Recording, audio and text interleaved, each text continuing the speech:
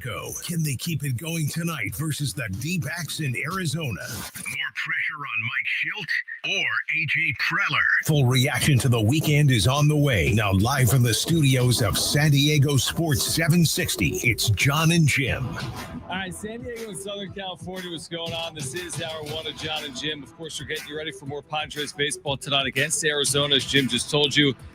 Kevin Acey's our Padres insider. He'll join us at 5:30. We're also going to be joined by a friend of the show. Now, this is not Darnay.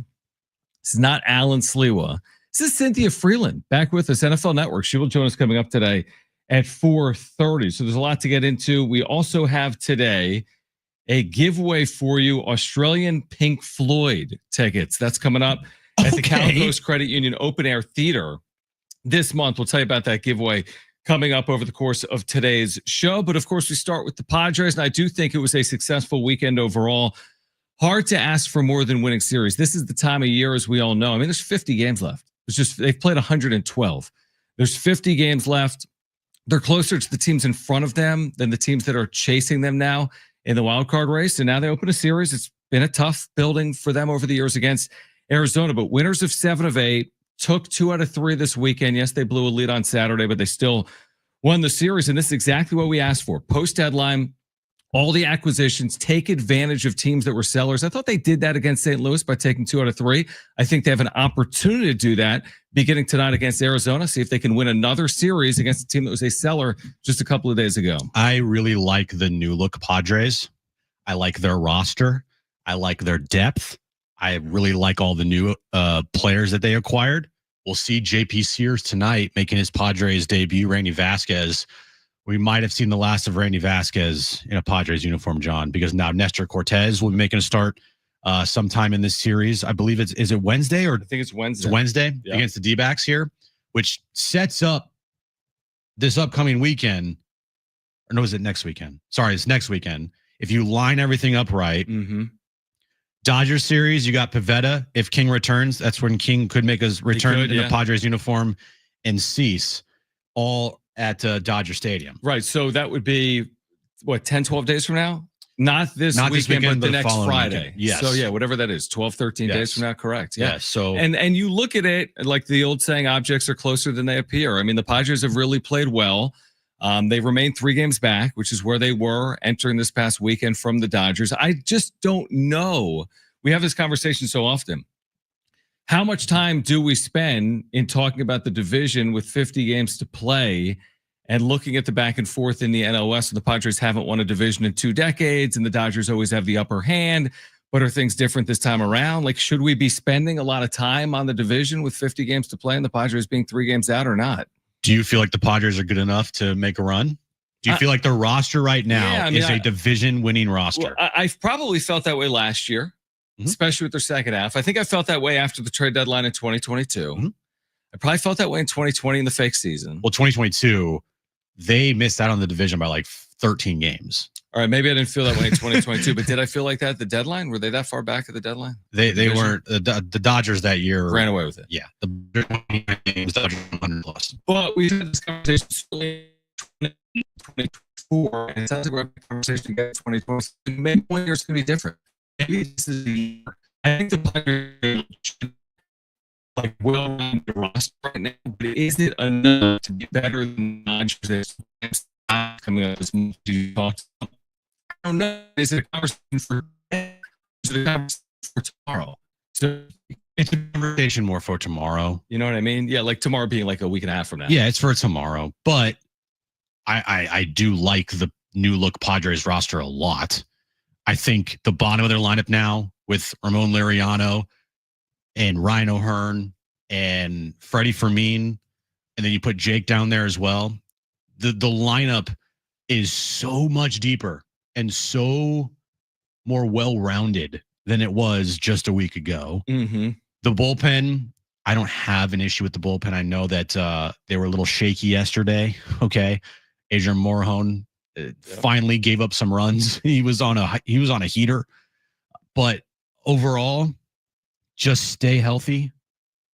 And if they stay healthy, I like their chances. And I do believe that right now, on paper, and seeing it play out over the weekend, how could you not say the Padres have one of the best rosters in all of baseball? Maybe if you boil it all down and you look, and we'll see how it plays out, maybe they have the best roster in baseball now. I mean, that's still up for discussion, but there's no doubt in my mind that you can put them in the conversation. We don't know if it's definitive yet, but they're in the conversation to have the best roster in the sport. It's funny. I agree with you. I feel like it's two conversations, and I agree with what you just said. Like maybe the Dodger conversation is more for like a week from now, and then maybe you get into September and these two teams are fighting for the division. I think it's a different conversation. We talk about the best roster, because I really do feel as if they addressed every need. Like, what need did they not address? Now, you could go player for player, and if you wanted to do it against a team like LA, then maybe you would still give the Dodgers an upper hand, assuming LA's health. But I do think it's a little bit of a different conversation. Do they have one of the best rosters in baseball? I think the answer is yes. Will they win the division? That'll play out over the next 50 games. I just don't like going down the path, because I know what happens, Jim. They lose one game and the Dodgers win one game, and then we're the first to come on air and be like, well, that was foolish. They were 3 out, now they're 4 out. Or like, hey, they lost game 1 of a series against LA. Here we go again. Why are we even talking about the division? They haven't even secured a playoff spot, for example.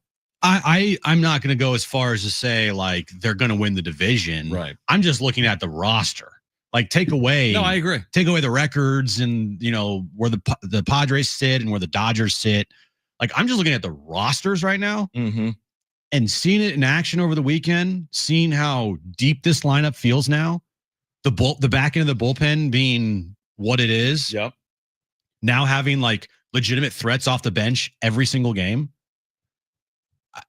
They addressed every need. They did. And seeing it in action is much more fun than just constantly talking about the roster. Like seeing it in real time, that is much more fun than what we were talking about on Thursday and Friday last week before we saw the new look Padres of like, oh, what could this be? What could they do? And blah, blah, blah. Now seeing it, you're like Ramon Laureano and Ryan O'Hearn and Freddie Fermin. And then you have either Gavin Sheets or O'Hearn or Laureano on your bench at all times, or maybe someone gets an off day. Maybe, you got Luis Ariz, even though he's like red hot. Like, I don't know, but they are just a more complete team than they have been at any point this year. And now the only thing that will get in their way as far as like potentially reaching that potential is health. And if they stay healthy, there is a chance to reach the potential with this roster because of how good it is, which hopefully ends up being, a run in the postseason. Yeah, it's interesting you say that. First of all, I mean, this offense, we were talking about the improved offense before the deadline. They scored almost at will on the homestand, 44 runs in 6 games, 6.2 runs per game. They've really scored well since the All-Star break. The question for me, you're right. I think they have one of the more improved rosters, maybe one of the better rosters. But what does it look like when they're on field with other contenders? What's it going to look like when they're playing, for example, the New York Mets at Citi Field? I know they just swept the Mets.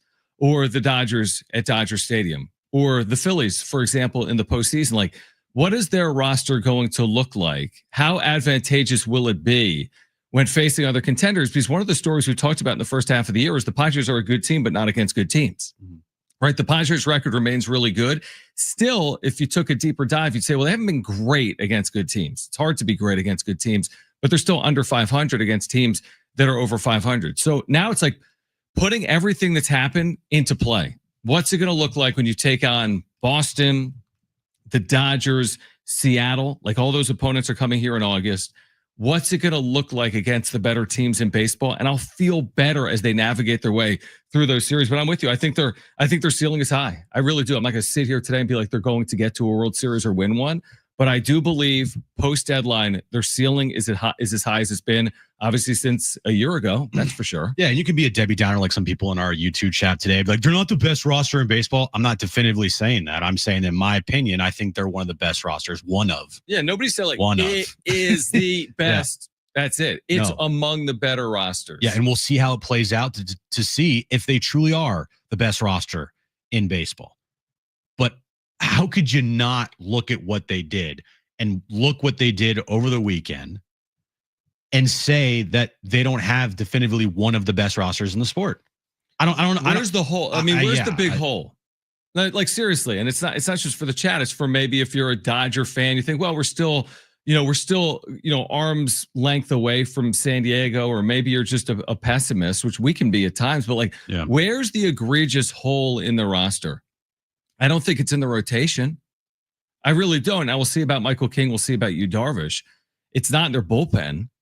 Their bench is improved, and their lineup is scoring, Jim. I mean, 6.2 runs per game during the homestand. So, like, where is the hole that makes them susceptible?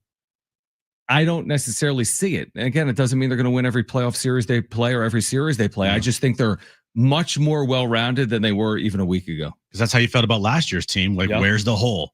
The rotation was solid, but then Joe went down. So there became a hole.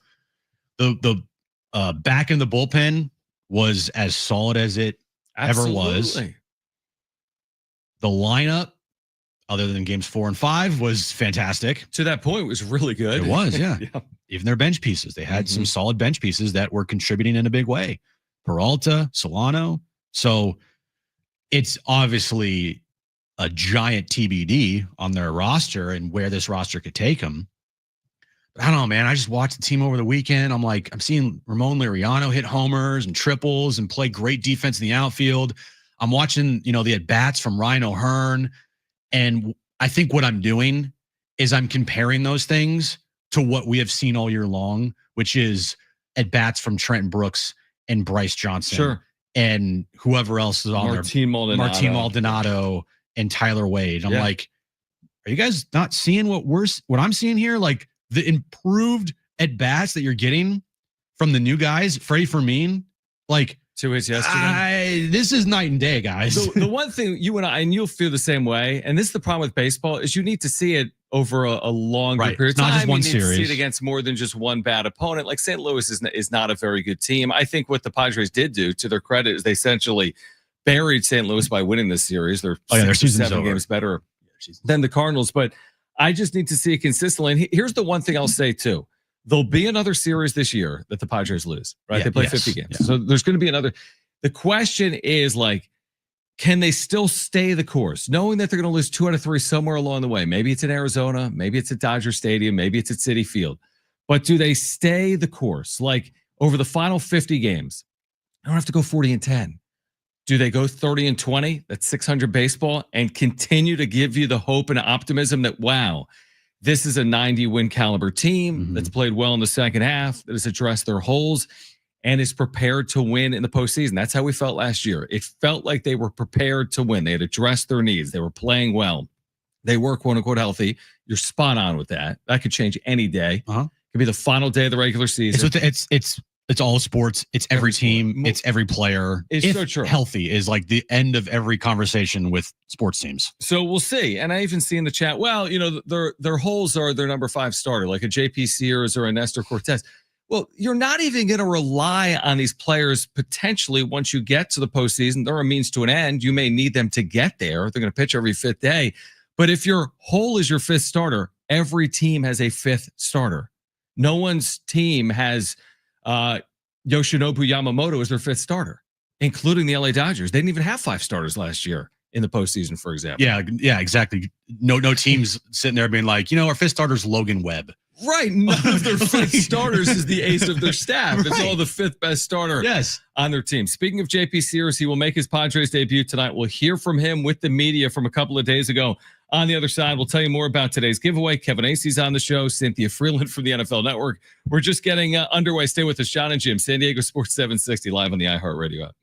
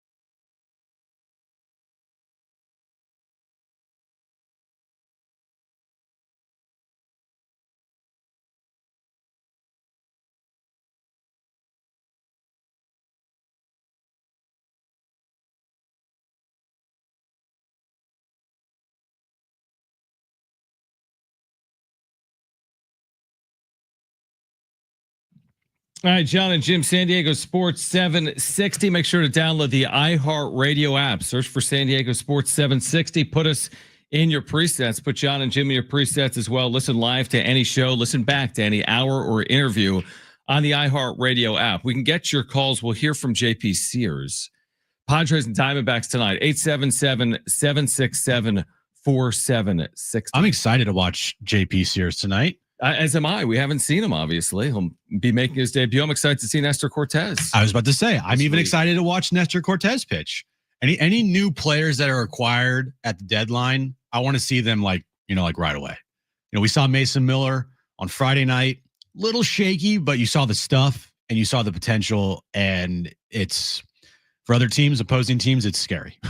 And then you saw Ryan O'Hearn and Ramon Liriano over the weekend. Ramon Liriano has played some really good baseball for the Padres already, defensively and at the plate. Mm-hmm. Just such an upgrade. I continue to say that.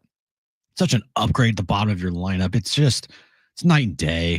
And even Freddie Fermin, just the upgrade you get there over Martin Maldonado, it's just night and day. So, yeah, I'm excited to see JP Sears tonight. I'm excited to see Nestor Cortez on Wednesday. And I'm just excited to see more of these guys hopefully continue to contribute for this team. Yeah, I completely agree. I mean, with Sears, and people are like, well, is this really an upgrade over Bergert or Kolek? First of all, we've never seen them. We'll see. Secondly, were you counting on Ryan Bergert and Stephen Kolek to lead you to the promised land in the postseason? Again, you're not doing that with Sears. You get into either. these 3 and 5 and even a 7-game series, you're not typically relying on the depth of your rotation, although it doesn't hurt. Let's go to the phones, 877-767-4760. Eric is on with us. Eric, thanks for calling in to John and Jim. Hey, what up, guys? What's up, man? These upgrades that we got, so far so good. And then Sears going tonight, I think we'll have just about seen them all. But one thing that kind of threw me for a curveball the other day was, with these acquisitions, my concern almost came to fruition yesterday. So when Morejon does not come in the 6th or the 7th, I know it's easy to talk now that it already happened. That was a fear of mine. It's like they're gonna want to change something that's not broken. And of course, it comes in the 9th. He's not normally there in the 9th. He's not used to it. Probably doesn't feel comfortable there. Gives up the 3 runs, turns it over with the bases loaded and all this other stuff. And I'm just hoping that doesn't continue. And want to know what you guys' take is on Morejon maybe not coming in where he normally does. Appreciate you, Eric. I think they wanted to get him work. I mean, it was 7-0. It had nothing to do with the inning. I think they just wanted to get him work because of the depth of their bullpen. These guys aren't pitching as regularly as they were. And the other day, by the way, it wasn't just Morejon. Estrada, Saturday, allowed an inherited runner to score and an earned run for the first time in forever in that 8-4 loss. So I made this point last night, and it's probably too early to make the point, but if you think all these dudes are going to be perfect from here on out, that's unrealistic. Yes, they've got a dynamite bullpen. They're still human beings. You can't put everything on them. You can't sit on a 1-0 lead all night. And that's why I give AJ Preller credit for upgrading his offense, because they got a great bullpen, but they're still human beings and they're susceptible like anyone else. So the offense is going to have to do its job, which to its credit, it's done. The last time we saw Adrian Morejon on the mound was July 29th, which was a Tuesday against the Mets. 5 days between outings. Yeah. And Adrian Morejon has been amazing. Lights out. His July, John, he made 12 appearances, 13 innings pitched. His ERA was 0.69. I didn't even realize he allowed a run. Very nice. July. Yeah, I didn't realize he allowed a run. His ERA was actually better in June. 15 appearances, 13 and a third innings pitched. His ERA was a whopping 0. Yeah. 0.00. Yeah, I mean, it's going to happen. I mean, everyone's going to have an outing. Everybody. Especially in a 7-0 game. Wouldn't you much rather have Adrian Morejon give up runs now and get out of his system than in the 100%. Postseason? That's why I always, going to a postseason, I always get worried about the relievers or the closers that have had the years where it's like, he has a 0.7 ERA this season. Yeah, if anything bad happens, like what? He didn't even allow a run the last 2 months. Emmanuel Clase, perfect example. Last year, his regular season numbers were what, sub 1? And then he blew up. And he just was awful in the postseason. So I kind of get worried in the postseason if a guy's had such a lights out dominant year, just because you're waiting for that other shoe to drop. And so get it out of the way now. It's only August, by the way. Okay. One bad outing in a 7-1 game or a 7-0 game, whatever it was the other day. In a win. In a win. One thing to get it out of the way in a loss. Like, he answered with a 2-0 lead and they lost 3-2. Like that would, they won the game. Now, did it get, I mean, the fact that it was a 7-0 game in the 9th inning and the tying run came to the plate. A little concerning, but was just for yesterday, not shocking. overall. Yeah, this was yesterday. And then Saturday, again, they had a 4-0 lead. It's good. Like the pitching is the strength, right? Saturday, 4-0 lead, lost the game. Yesterday, tying run comes to plate in the 9th inning in what was a 7-0 game entering the inning. I just think it proves the following point, that nothing should be taken for granted and that there's still going to be a roller coaster effect to it, even in the postseason. Last year, they had the dominant bullpen. It didn't lead them further than the NLDS. This year, they have the dominant bullpen. Can they go further? And we'll see. I mean, it's definitely possible, but there's no guarantees. I have no worries about the bullpen. There's nothing for me to be concerned about yet. What is there to be concerned about? Guys have bad outings. Guys give up runs. Guys are not always going to be perfect. It happens. It's baseball. Over the course of 162 games, these guys are going to have some bad outings. They've all had it. Mm-hmm. Every single one of them. There's not one guy in the back of the Padres bullpen that hasn't had an outing where you're like, what the hell? Yep. It just happens. But I trust over the course of a long season, these guys are going to be more reliable than not. Yeah, definitely. And then you add Mason Miller to that. It gives Schultz so many options, and maybe they got to figure these new roles out here. And it might take a couple of weeks, but I trust them. I believe in them. How could you not? How could you sit here today after Adrian Morejon kind of had a shaky outing yesterday and the bullpen almost gave it up and be like, you know what? Actually, now, even though he's been lights out for the last, I don't know, entire 2 months. Now I'm really worried about Adrian Morejon. No, there's no concern about more. I'm with you. There's no concerns. I just hope that the expectations aren't perfection from this quote unquote super pen. It's not going to play out like that, even though the Padres bullpen, even before Mason Miller, was one of the best bullpens in the sport. We'll hear from JP Sears coming up on the other side. We're getting you ready for Padres and Diamondbacks. Again, we're here until 6 p.m. We'll hear from Mason Miller, by the way, and the Dodgers later this hour as well. So some of the newcomers, JP Sears, Mason Miller, good show lineup. Cynthia Freeland, NFL Network at 4:30. Kevin Acee from the desert will join us at 5:30. Don't go anywhere. John and Jim, San Diego Sports 760 and live on the iHeartRadio app.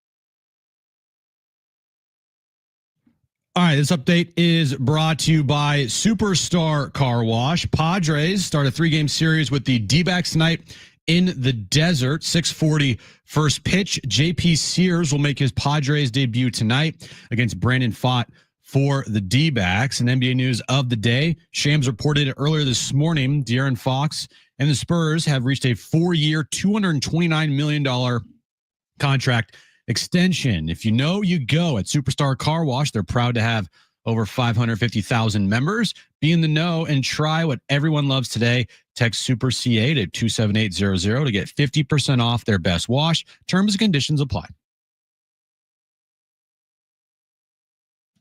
All right, John and Jim, San Diego Sports 760. We've got Cynthia Freeland from the NFL Network at 4:30. Kevin Acee from Phoenix will join us coming up at 5:30. Let's hear from JP Sears. We brought you some audio last week following the trade deadline from some of the newer players. We'll hear from Mason Miller actually coming up in 15 minutes on something interesting Mason Miller said this morning. Yeah, he talks about the division. You'll hear from Mason Miller coming up. But yes, good insight from Mason Miller. But let's hear from JP Sears. This was with the media in the clubhouse at Petco. Now, he will make his Padres debut tonight.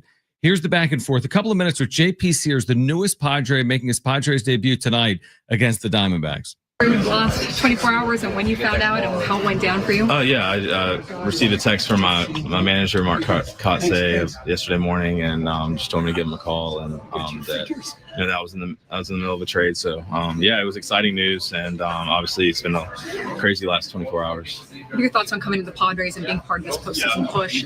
Yeah, it's super exciting. And we played here last year, and the fans left a big impression on me and the stadium, and we've heard so much about how much liveliness the team has, and these group of guys here so far have been so nice, and they seem like a tight-knit group, so I'm excited about it.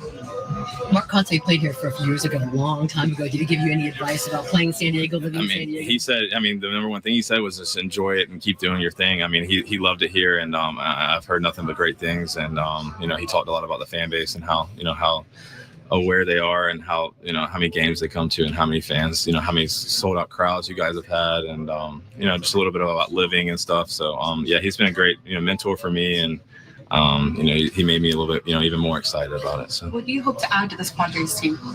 Yeah, I just hope to just provide depth, and just be out there every day, and just know that I'm gonna give it my best, and can go out there and compete, and just throw the best quality innings I can, and just do my best to help the squad. What's it like watching Mason Miller day in and day out? Yeah, I'm excited for y'all get to watch him even more. He's such a poised, competitor, and he knows his stuff, and obviously throws the ball really, really hard, and has a great slider too, and just works really hard, and he's a good teammate. So I think these guys here are gonna love him, and I'll continue to support him and watch him throw the ball. So it's been fun. Ruben Abel has kind of developed a reputation as a pitcher whisperer. Have you interacted with him at all? Got a chance to talk to him? Yeah, I talked to him on the phone yesterday, and then obviously met him here shortly ago. And he was super nice, and it seems like that we're gonna get along great, and all the guys here have talked a lot about him, and said nothing but nice things. So yeah, it's been great to get to know these guys, and some of the staff, and obviously it's a big day and exciting day, and still trying to learn names and all that. But yeah, it's been fun so far. What's it like for you personally to go from just a difficult situation in Sacramento, a minor league ballpark, not having a true home, to just jumping into all of this? Yeah, I think that baseball is funny because it doesn't really matter where you are. It's all about just between the lines and just knowing your job, and so it's definitely a different atmosphere and a different scene. But at the end of the day, it's going to be a bunch of people yelling, and a bunch of baseball, and I'm excited for that. And I just know that last time I played here, last time I pitched here, it was maybe one of the most fun times I've had in a game, even though we lost, just because it seems like the crowd was so involved, and the weather's so nice here and all that. So I'm just excited, and I'm excited to get it going. JP Sears starting tonight, making his Padres debut in Phoenix, one of the newcomers. There are a lot of them. He's 7-9 with a 4.95 ERA and 111 innings pitched, 97 strikeouts, and a 1.27 WHIP. What's his home road look like? Everyone talks about Sacramento. Yeah. So here is his home road splits. All right. At home, which was Sacramento, he had a 5.48 ERA and 10 starts.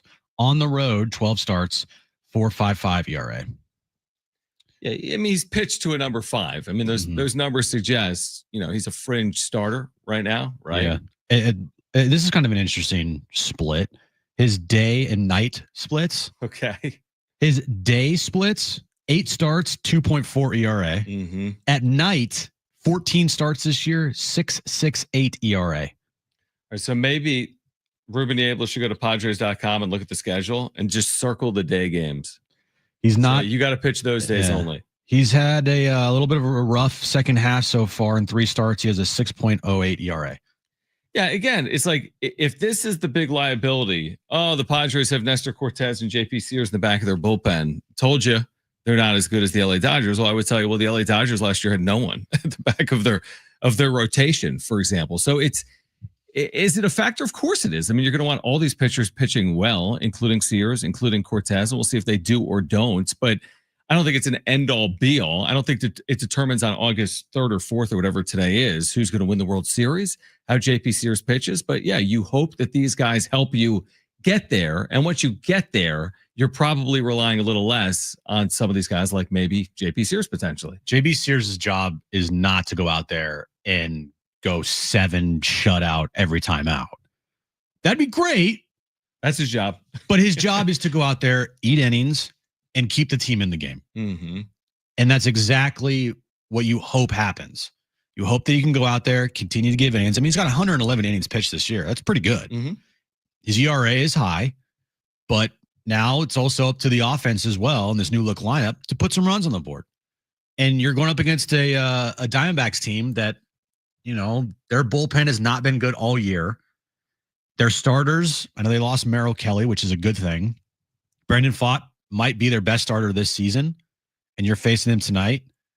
JP Sears, just keep the team in the game. Offense, do their job. And if you can get to the D-backs bullpen tonight, you feel pretty good, especially if you get to them early. And then you have your bullpen on the flip side to hopefully shut things down. So you're not expecting, nor should you expect JP Sears to go out there and be perfect. That's not what he's brought here to do. He's brought here to continue to give you innings out of the starting rotation because if you lost Kolick and Berger, and go out there and keep the team in the game. It's the classic reality setting in for the teams that have been sellers that you need to take advantage of. That's what happened this weekend against St. Louis. St. Louis is a seller. Padres won a series. Arizona has not played well. Their expectations were high. There were people coming into the year that thought Arizona was better than San Diego. They certainly were a likely playoff team heading into the year.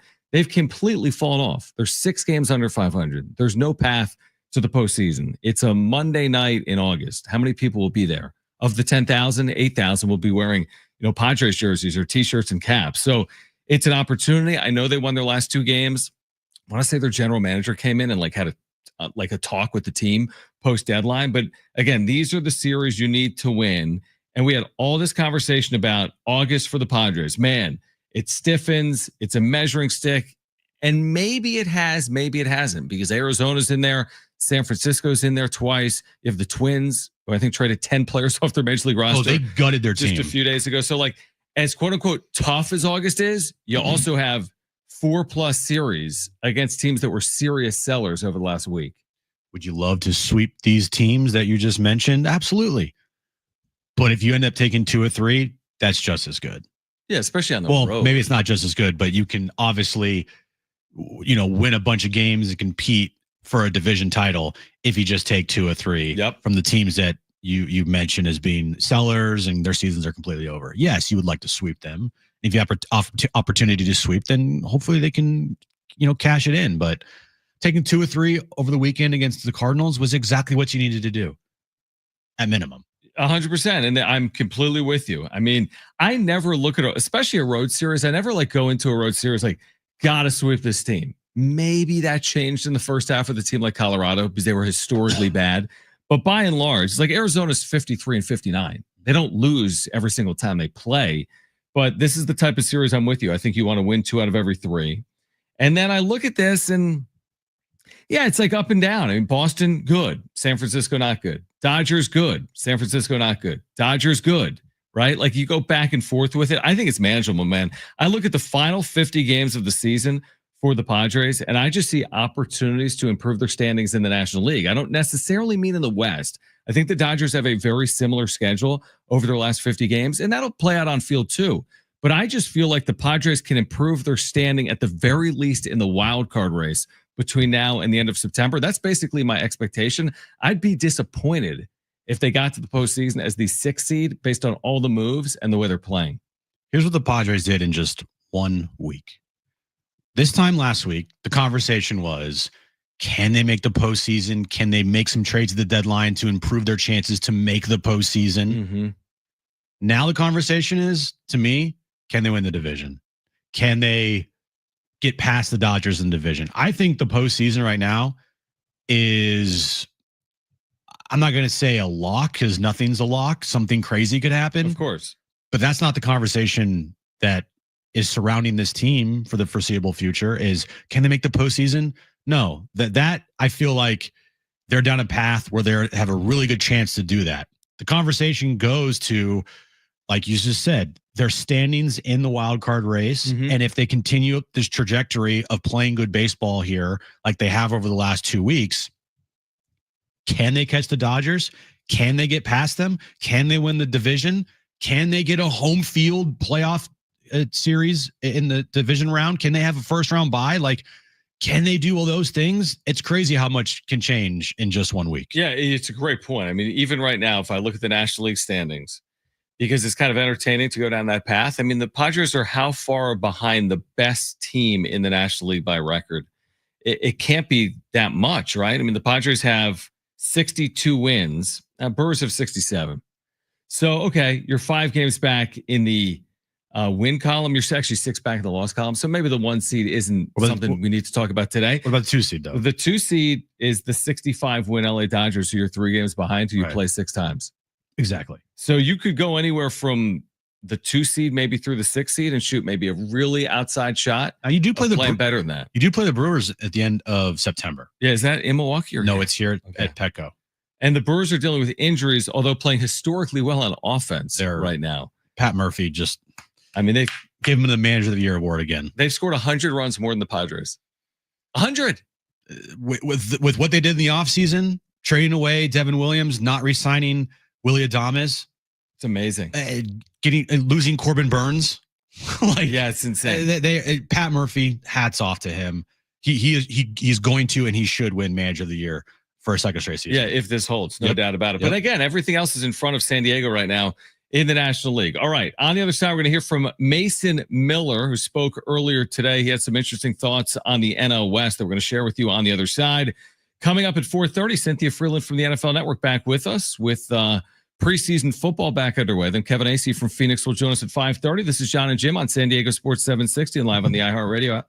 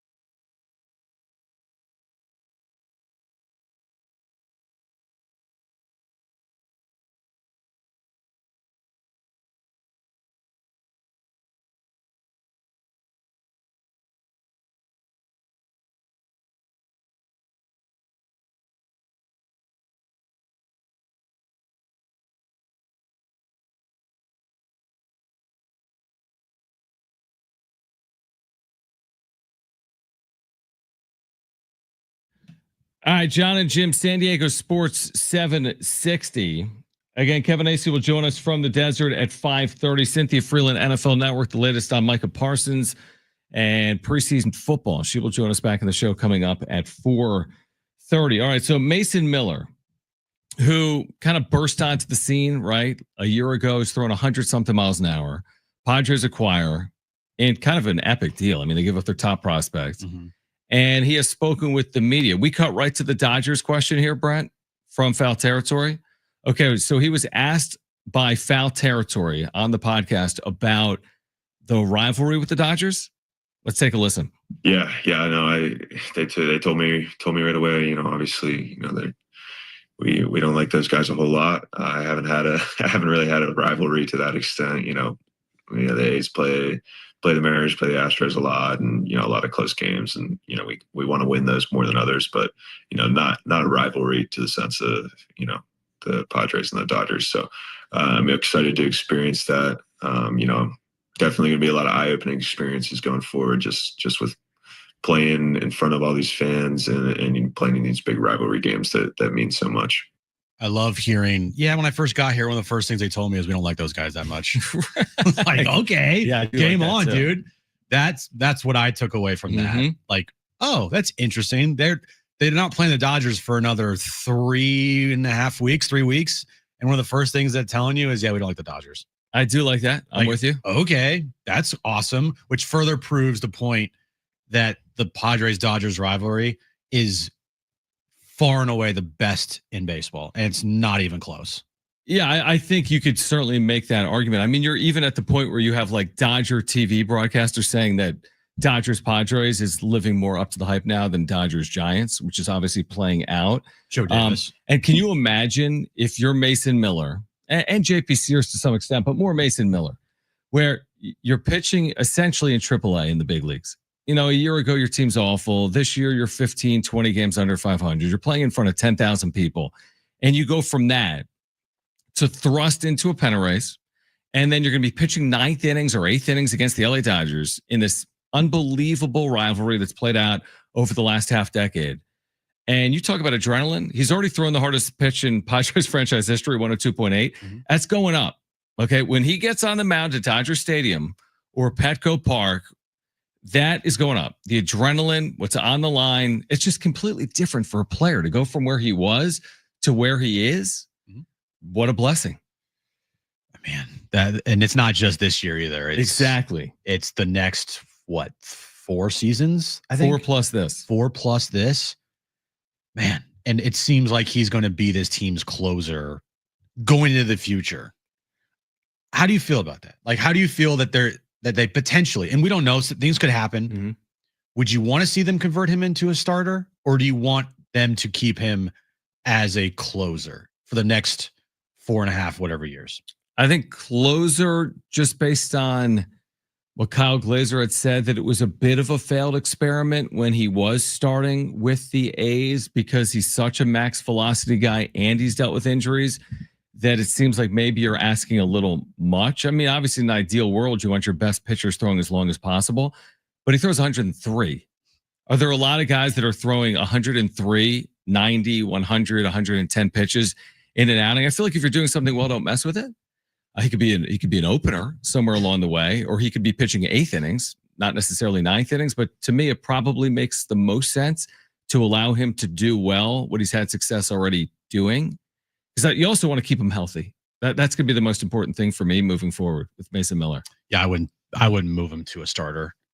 He's throwing 104 now for you as a closer, or he will throw 104. Eventually, he'll get there. Yeah, exactly. But his fastball average velocity is almost 102 on the season. Crazy. On the season, his average fastball velocity is like 101.7 or whatever it is.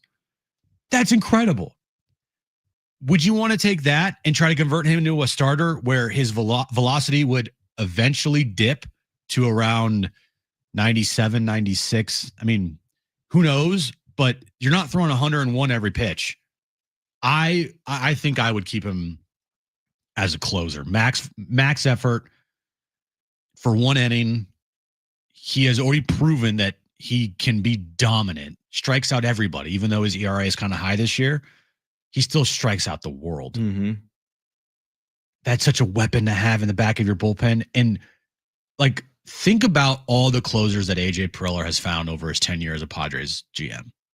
Yeah, he didn't really find Mason Miller. No, I mean, I guess he acquired him. Right. Yeah. And that's what I mean. He's either acquire or find or turn Robert into. Suarez was well done, right? He wasn't even pitching in the majors when he found him. Like, think about their closers over the last handful of years, dating back to just 2020 when they found Trevor Rosenthal. Yeah, that was via trade, right? You got Josh Hader. Mm-hmm. Who was their closer in 21? I'm drawing a blank on this one. Brad Hand. Brad Hand was no, Brad Hand was that. way before When was that. Kirby Yates? Kirby Yates was before that as well. Yeah. Kirby Yates was 2019. Brad Hand was 2018, 2017. Why am I drawing a blank? Because Trevor Rosenthal was not with the Padres in 2021. Right. 2022, you get Josh Hader. Last year, you moved Robert Suarez into the closer role. This year, you get Mason Miller. You also have Robert Suarez. You've had Fernando Rodney. He was an all-star closer with you. Who the hell was closing for them? Oh, Mark Melancon.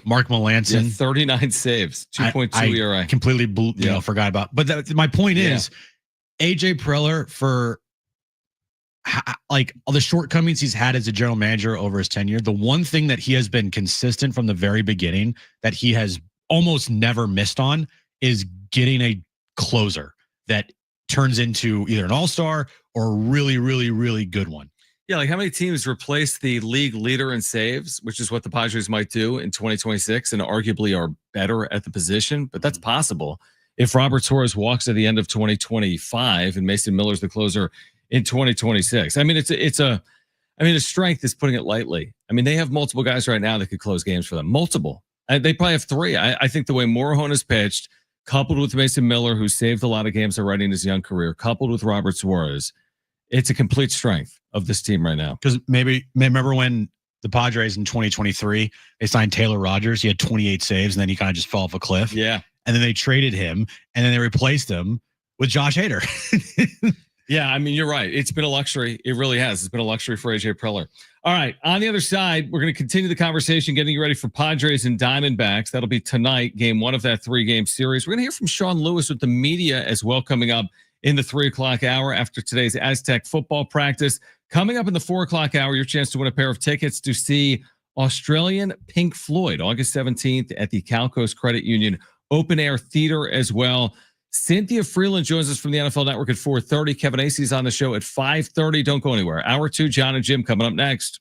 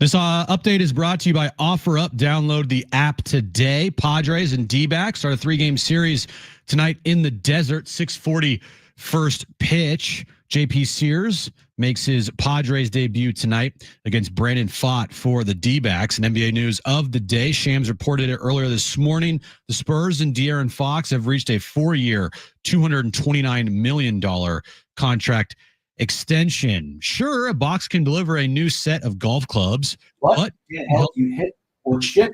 It stops on a dime. Roger that. Who sold you clubs on OfferUp? Gave you the pro OfferUp and discover life outside the box. Made no sense. None. Literally none. How about those new Padres? I left and came back. Right field, deeply struck. Walker back at the wall. It's gone. Ramon Laureano hits his first home run in a Padres uniform. After the trade deadline makeover, they take 2 of 3 at Petco. Can they keep it going tonight versus the D-backs in Arizona? More pressure on Mike Schilt or AJ Preller? Full reaction to the weekend is on the way. Now live from the studios of San Diego Sports 760, it's John and Jim. All right, San Diego, Southern California, what's going on? This is hour 2 of John and Jim. Coming up in the next hour or so, your chance to win a pair of tickets to see Australian Pink Floyd. This is August 17th, Cal Coast Credit Union Open Air Theater. Tickets and info at Ticketmaster.com. Kevin Acee joins us at 5:30 from the desert. Cynthia Freeland at 4:30 from the NFL Network. Let's get right to the question of the day. Who's under more pressure? Schilt or Preller heading into the second half of the year. I mean, I'll toy with the question from the big voice guy. I will too. Preller's pressure has already been handled. Like he had questions heading into the deadline. He dealt with them. His pressure was last Thursday. Yeah, he dealt with them. Now, will it pan out fully? That's fair. It may or may not. Regular season and postseason. Mike Schilt, I mean, if you want to have that conversation, honestly, of course it's on Schilt.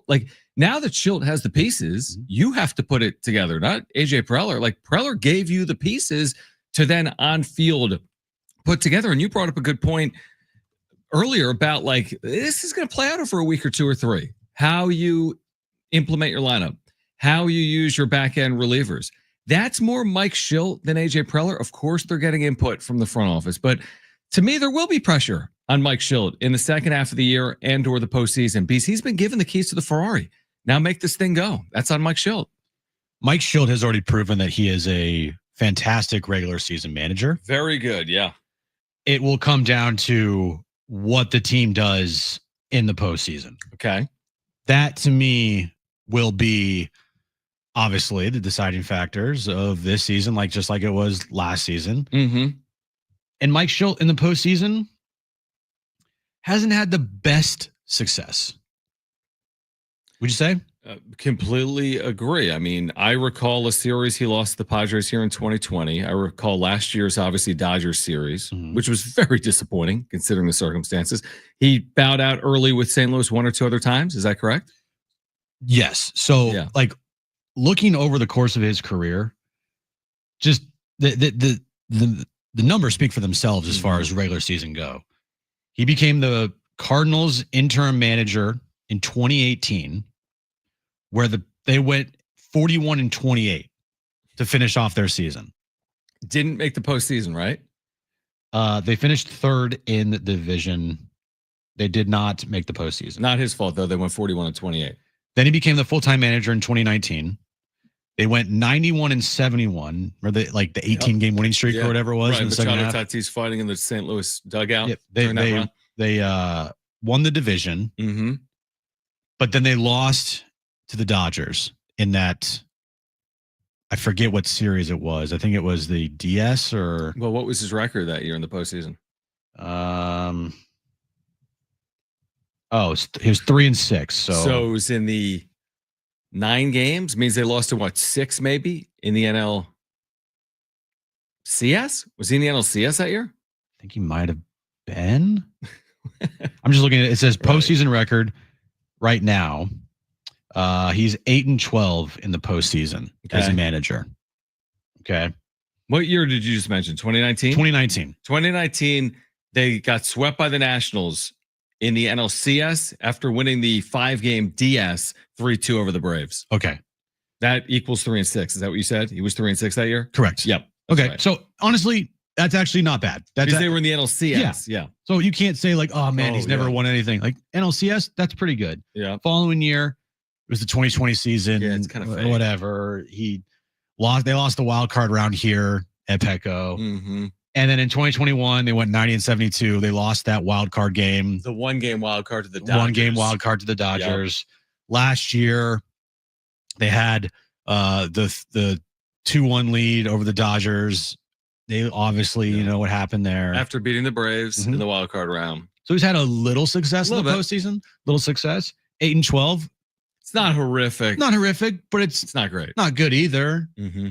So he has proven he's over 6 years as a manager, John. Yeah. What's his regular season record? 407 and 318 as a manager.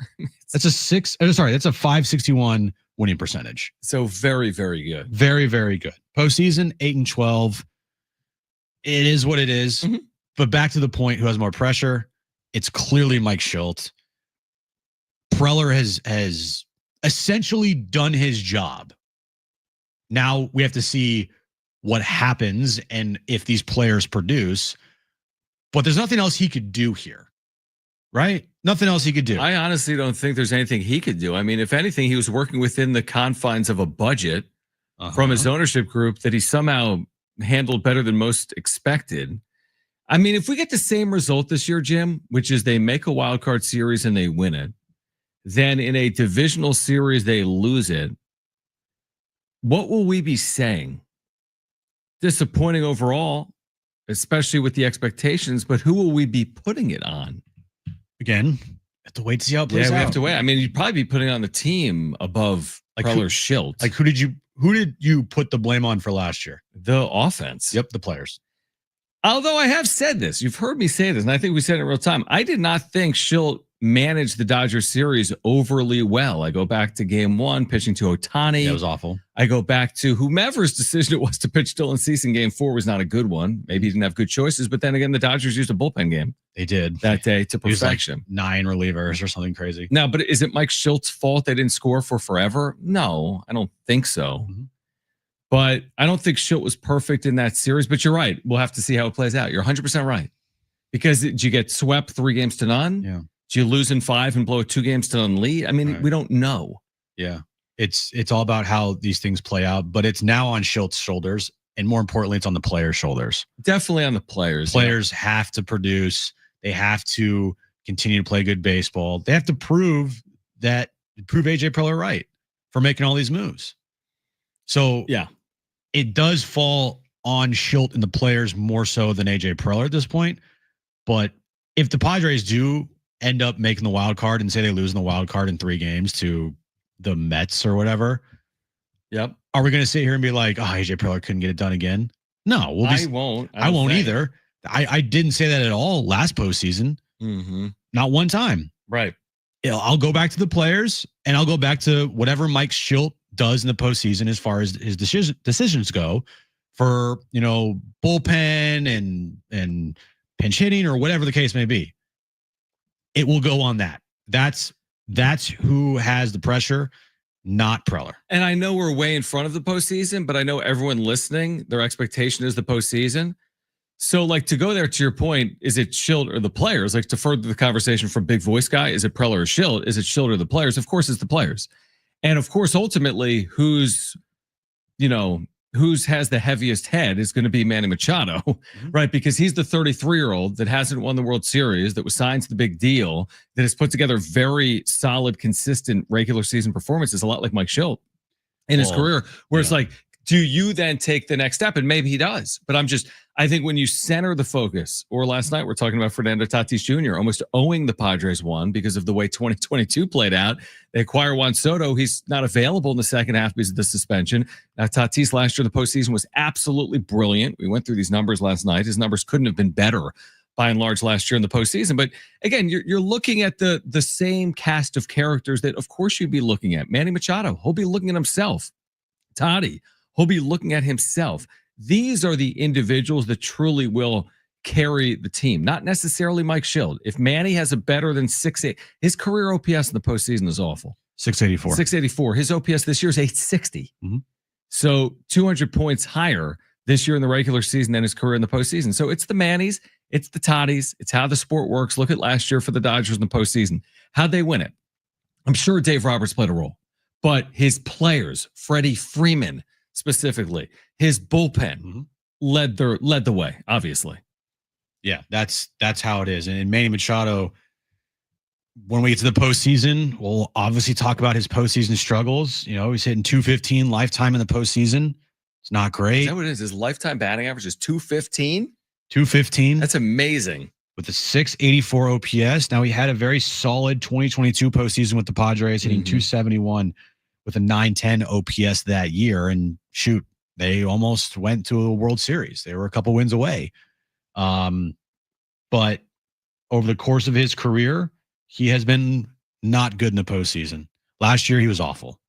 He was awful in the postseason. He hit 179 with a 500 OPS. It was not good. And if he just hit 250 in the postseason, maybe they get past the Dodgers. It's true. They were only maybe one big hit away. They were, especially in Game 5. Game 5, they lost by what, 2 runs?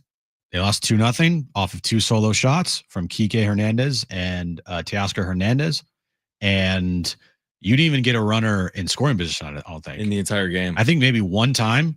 Maybe I think they had one opportunity. I want to say they had 2 on at one point. Well, Tatis then grounded into a double play. Maybe, yeah. That's what it was. But they didn't even get a base runner to get to third last year. So yeah, and again, are we getting ahead of ourselves? Yeah, but are we really? No, because everyone's thinking the same thing. Like, we're all wanting to kind of fast forward a little bit because you have 2 questions right now. Are you better than the Dodgers in the division? And then what can you do in the postseason? Any other possibility, nobody wants to consider. Nobody wants to see this team go 19-31 down the stretch and miss out. Like, why would we have that conversation based on the moves they've made and the play that they're playing? I mean, they're 7-1 in the last 8 games, and they've acquired all these players. So nobody's thinking about the wheels falling off. Nobody wants to see it. So you're thinking 2 things. How good can they be in the regular season? How good can they be in the postseason? And a lot of it is going to be predicated later on guys like Manny Machado, which I think is exciting, honestly. I mean, he's another one of these guys that maybe is due for a breakthrough. You put together a year like this, you feel like maybe he breaks through as well in the postseason, but he's going to have to do it. You know, he's going to have to prove that almost to himself. All of the commentary, it was him that told a Dodger fan years ago, we're going to win a World Series before you win a World Series. Oof. You know, I mean, he's had some outspoken statements. A number of Padres have over the years about their paths and about the postseason. At some point, you're running out of time. I want to fast forward, but I also know you can't. You can't. Because if you're a Padres fan, you got to enjoy this. Yep. You got to enjoy this ride that this team potentially could take you on.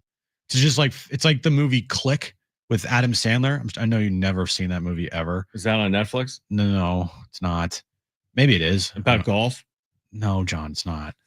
But the premise of the movie is he gets like this magic clicker and he starts fast forwarding through his life. He fast forwards through family stuff. He's like, can we just get to this? Can we just get to that? And at the end of the movie, he realizes like, oh my God, I just fast forward through my whole entire life. And I just missed all the things that make life enjoyable. So back to the Padres. Yes, we want to fast forward to the postseason. We want to fast forward to see what this team could do. But it's a 162 game season. And you got to enjoy these moments while, if you're a Padres fan, you can, because we are in the quote golden age of Padres baseball. And with last year's second half run, with the trade deadlines that AJ Preller's had, over the last 5, 6, 7 years, you got to enjoy this because Manny's not going to get any younger. Toddy, who knows what Tatis anymore, right? Mm-hmm. Like, you're not going to have this team as it is assembled today be this exact team for the next 7 years. Ever again. No, you're 100% right. You're 1,000% right. It's just like when expectations go up, it's like if you're a Chiefs fan, not to compare the Padres to the Chiefs, bad analogy. But if you want to go down the path of how do Chiefs fans feel, they want to get right back to the postseason. Of course, you don't want to fast forward Mahomes' career. Yeah. Right. But you're already thinking about, can we get past the Eagles? Can we get to an AFC title? You know my point. Same thing like with a Philadelphia Eagles fan or a fan of the Golden State Warriors during their heyday. It's like, are you worried about the regular season or are you worried about the Cavs or LeBron or whatever dumb analogy I'm trying to make? Now, the Padres haven't gotten to that point. They've never been the Warriors. They've never been the Eagles. They've never been the Chiefs. But with the expanded playoff, some of me is like, just get me to the playoffs. But your point's valid. I think you're right.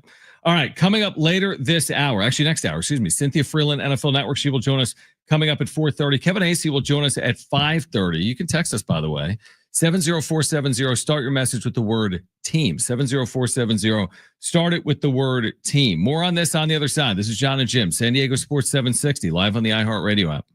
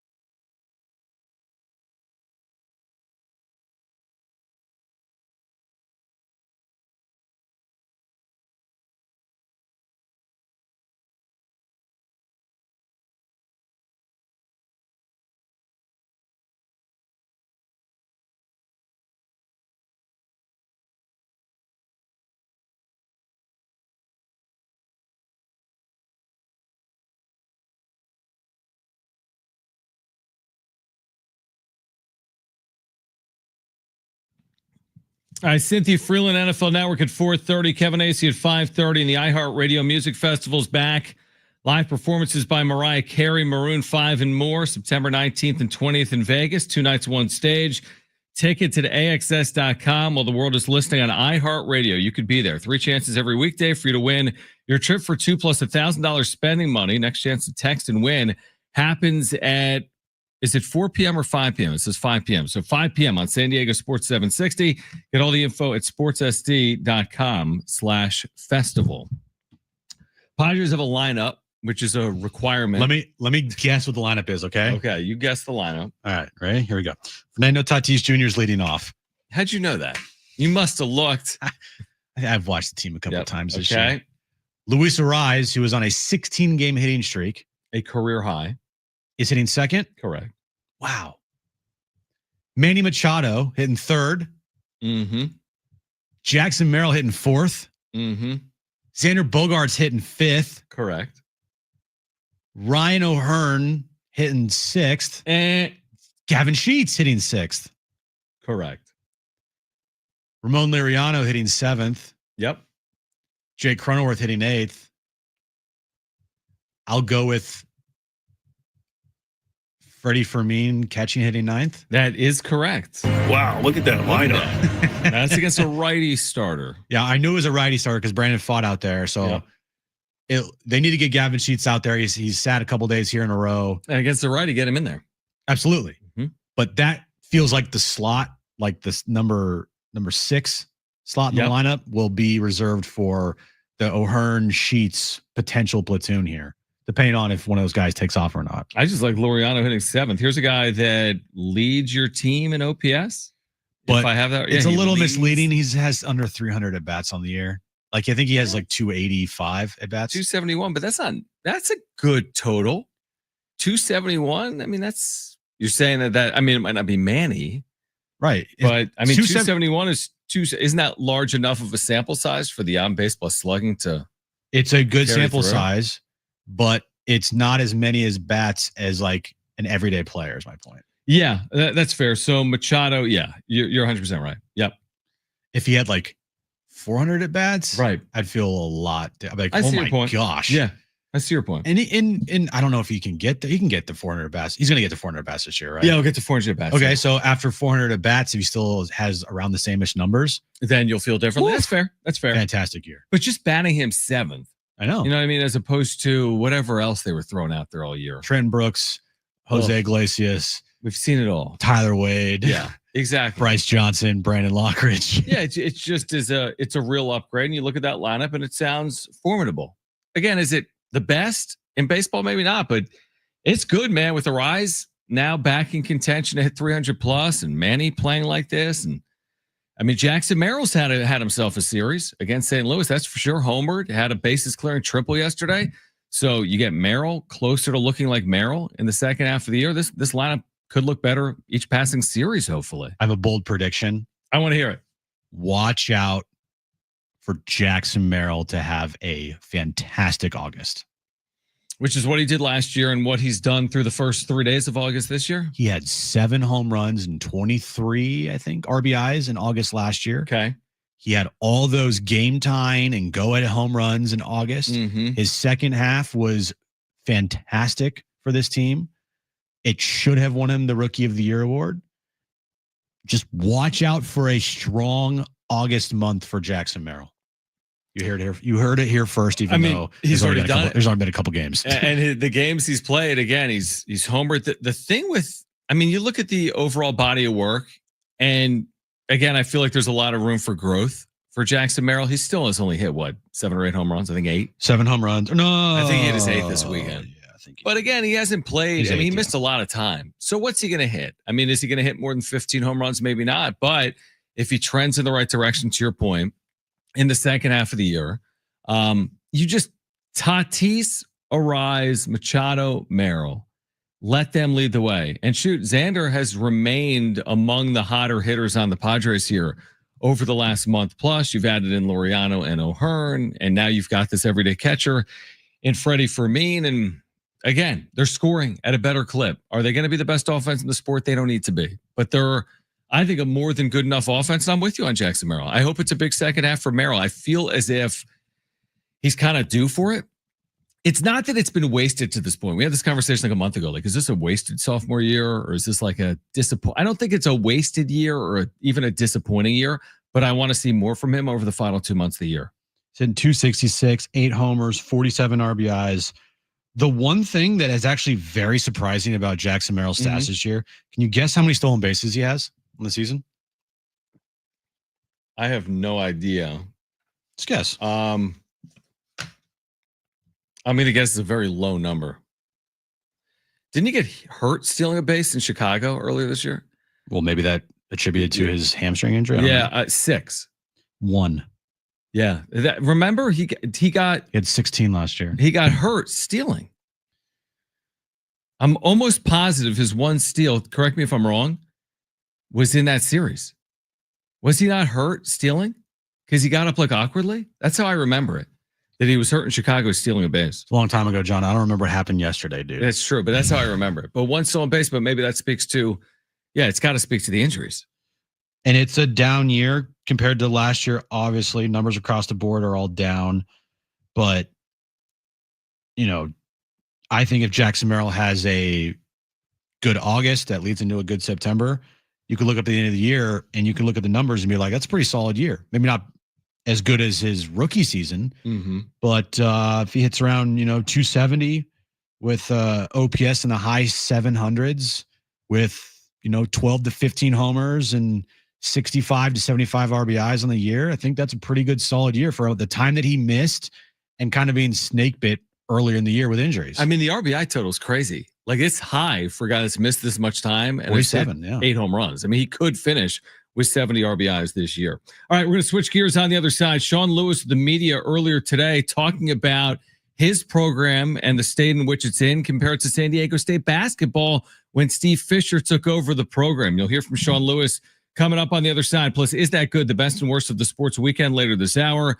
Cynthia Freeland from the NFL Network will join us at 4:30, and Kevin Acee from Phoenix at 5:30 on John and Jim, San Diego Sports 760, and live on the iHeartRadio app.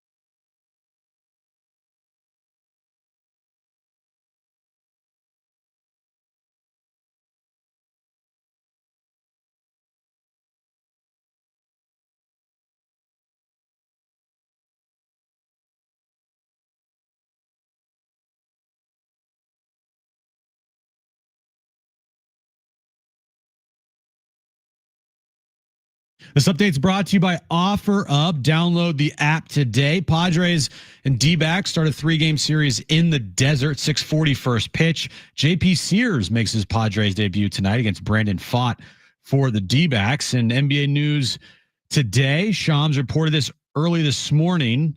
Spurs and De'Aaron Fox have reached a 4-year, $229 million contract extension. Sure, a box can deliver a new set of golf clubs, but it can't help you hit a chip shot that stops on a dime. Roger, though, who sold you clubs on OfferUp, gave you the pro tip you needed. Download OfferUp and discover life outside the box.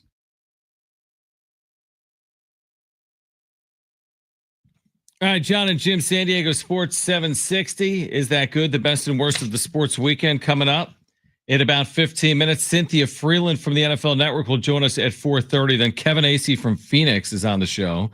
He will join us once again at 5:30, our Padres insider. We can get back to the Padres in a moment, Jim, but I do want to mention San Diego State football while I fix my damn camera. Ooh, John's mad. This damn camera. Everything is breaking. Buy a new cord for your camera. Is it the cord? It's got to be the cord. It's got to be the cord. Listen to this real you quick. You throw everything on the side here, and it like. Why are there Kleenex here? Okay, why are you throwing things, John? I'm a little scared right now. You basically curse on the radio again. Now you're throwing paper. You're throwing a Kleenex box. You have wrappers over there. Oh, but hear me out, because Brent will appreciate this, or anyone will. I'm so scared. My phone doesn't charge, which is a problem because you only have 100% battery life. Like you have to charge them, right? Yeah. It'll only charge with like the mag charge, not the plug, right? Tell them why. Well, yeah. So I took it to the pool. Yeah, I didn't take it. There's a why here. So I was like, what? Like Jones took a shower, and I guess when he was showering, and I was like, I don't know, like putting shampoo in his hair. I put my phone in my swim trunks that were wet, but I didn't put the phone in the water, right? So I didn't think anything of it, truthfully. Just put it in maybe for truly 2 or 3 minutes. Just, back pocket, let me wash them, and then he can get out. Mm-hmm. And I'm assuming it's tied to that. That was Saturday. Today is now Monday. I spent half of the day, Jim texted me at one point Sunday, I spent half of the day where the screen, it didn't reply to my touch screen, right? Now the touch screen works, but I can't charge it. So is it like there's moisture inside theoretically? Probably. Maybe you need to buy more and now rice. This camera doesn't work. I know. Because I texted you on. We don't have internet here. I texted you yesterday afternoon when I went to a card show. And it said on my phone, it had a text. It said like 70, whatever your phone number is. Right. It just said the phone number. It didn't say really? Jim Russell. Interesting. Because it was locked. I'm surprised because usually you would text me back pretty quickly. I had no access until I got to my computer. I was like, are you okay? Yeah, no, that's what. And yeah, you were enjoying card shows. I'm sitting there without a phone. So you had the worst day ever. I had the best day ever. So yeah, I'm just like, so anyway, I'm pissed off. I know. And now, I mean, behind the scenes, there's like something going on with our phones where it continues every time we turn our phone. Annoying. So full disclosure for anybody watching us on YouTube, we have a bunch of people watching us on YouTube. We appreciate you all out there. If you haven't already, subscribe to our YouTube channel, John and Jim. The internet here has not been kind to us the last couple of days. And for some reason, our phones, every time we turn the lock screen off, it wants to like share a password with our computers. Yeah, it says, "Did you like to share your password with Jim Russell?" Like my phone, no. My phone's like glitching because there's internet problems here at iHeart. John's phone's glitching because he just doesn't work. But it also is doing the same thing my phone's doing. So a lot of there's a lot share of password. There's a lot of things that are happening right now behind the scenes, like on the technology front that aren't going our way. Too. Is it yours doing it too? Yeah. So it's everybody's. It really wants to share with Jim. Over under on when that's fixed. It really wants to share with my computer too. Yeah. Will that be fixed this decade, or will that be going on for the next 5 years? My guess is it will be fixed when we are all gone. Yeah, probably. Yeah. All right, we're gonna get back to the Padres in a second. So Sean Lewis meets with the media because it's fall camp, and he'll meet with the media every few days during fall camp. So today with the media, I saw this yesterday on social media. I thought it was pretty cool. His football team was spoken to by Coach Fisher, Steve Fisher, the basketball legend, right? at San Diego State and Michigan, and just in general, came in, an ambassador right now to San Diego State Athletics. He came in to speak with the football team. And then Sean Lewis today was asked by the media to speak on bringing Coach Fisher in to speak with his team. Take a listen to this. Yeah, we wanted to be really purposeful and really intentional, right, about the people that we put in front of the guys through the first kind of 3 quarters here of camp. And so when you have a living legend who has reached the mountaintop of winning a national championship, taking over the program here 25 years ago, and going from what they did year one and that 99-2000 season to obviously where the program is now. And within that tenure, there's only been Coach Fisher and Coach Dutch, and obviously that connection and continuity throughout, just getting a chance to visit with Coach Fish a little bit, getting a chance to visit with Coach Dutcher a little bit, since I've been here, is like there's just a lot of parallels. There's a lot of similarities. And so to bring in an outside voice, regardless of sport, like, what it takes to win, establishing a culture, building a program, building a team, having those connections, no one's got more wisdom than him. He's probably forgotten more than I'll ever know about doing that, right? And so, he shared a lot of it I'll keep private because it was a private moment for us, and that very grateful to have him come aboard and to do that with us for a day. And I know he'll be at the majority of our home games, but he echoed a lot of the same things that we've been talking about, and it was really cool because him and I was like, hey, like, what this is. Like you here's your window of time, go do it. And we didn't talk at all really prior to it. And, he said it in his way, but it aligned perfectly with what we're doing and how we're building this thing. So building a culture, there's probably nobody better from, San Diego State's perspective, and someone that has obviously ties to the university and is as respected as anybody could be than Steve Fisher, to have talk to your program about building a culture and winning. Like, I'm sure there was a conversation that he told, or the story he told the team about how he had to go out and literally hand people tickets to go to their games when he first became the head coach here, because the basketball program was nowhere close to what it is now. And so you have to build every single day, building blocks every single day, and it's not going to be easy. And that's, I feel like, where this football program's at, is they have to go above and beyond, because they can't just be afforded to just go out there and expect everybody to go to the games and to win right away. Like, they have to go through the work, and they have to do all the work. And it's going to be tough, but Steve Fisher, I think, is a perfect person to talk about doing those things to this program. Different time, different sport. But the year before Steve Fisher took over, they went 4-22, the basketball team.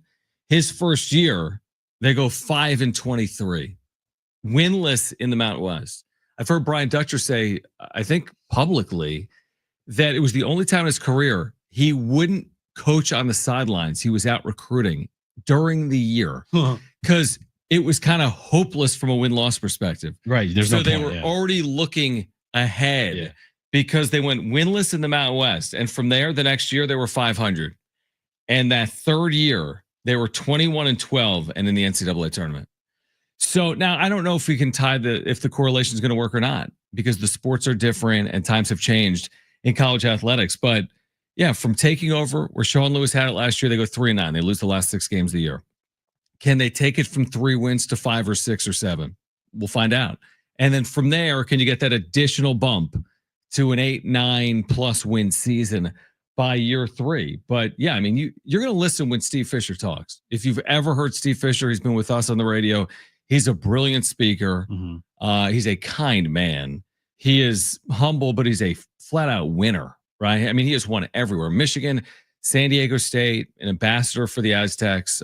Yeah, when Steve Fisher speaks, a lot of people listen. That must have been pretty cool for the football program to have an opportunity to hear from a men's basketball coaching legend. Yeah, absolutely. You love to see it. And this football team, they are building hopefully something here that all fans can be excited about and be proud of. And we'll see when this thing gets started here in literally a couple weeks. Where were you at practice on Saturday? Saturday? Yeah, Jones was there. He didn't play. Saturday, you said? Right, shirting. Saturday. Saturday? Yeah, you could come. I'll text you. I was busy. Okay, he was busy on Saturday. All right. He's in the booth. You didn't see him? No, what booth? No, we were on like the practice fields. All right. On the other side, we're going to get to Is That Good? The best and worst of the sports weekend. The wrap is coming up, and Cynthia Freeland from the NFL Network will join us at 4:30. Stay with us. John and Jim, San Diego Sports 760, live on the iHeartRadio app.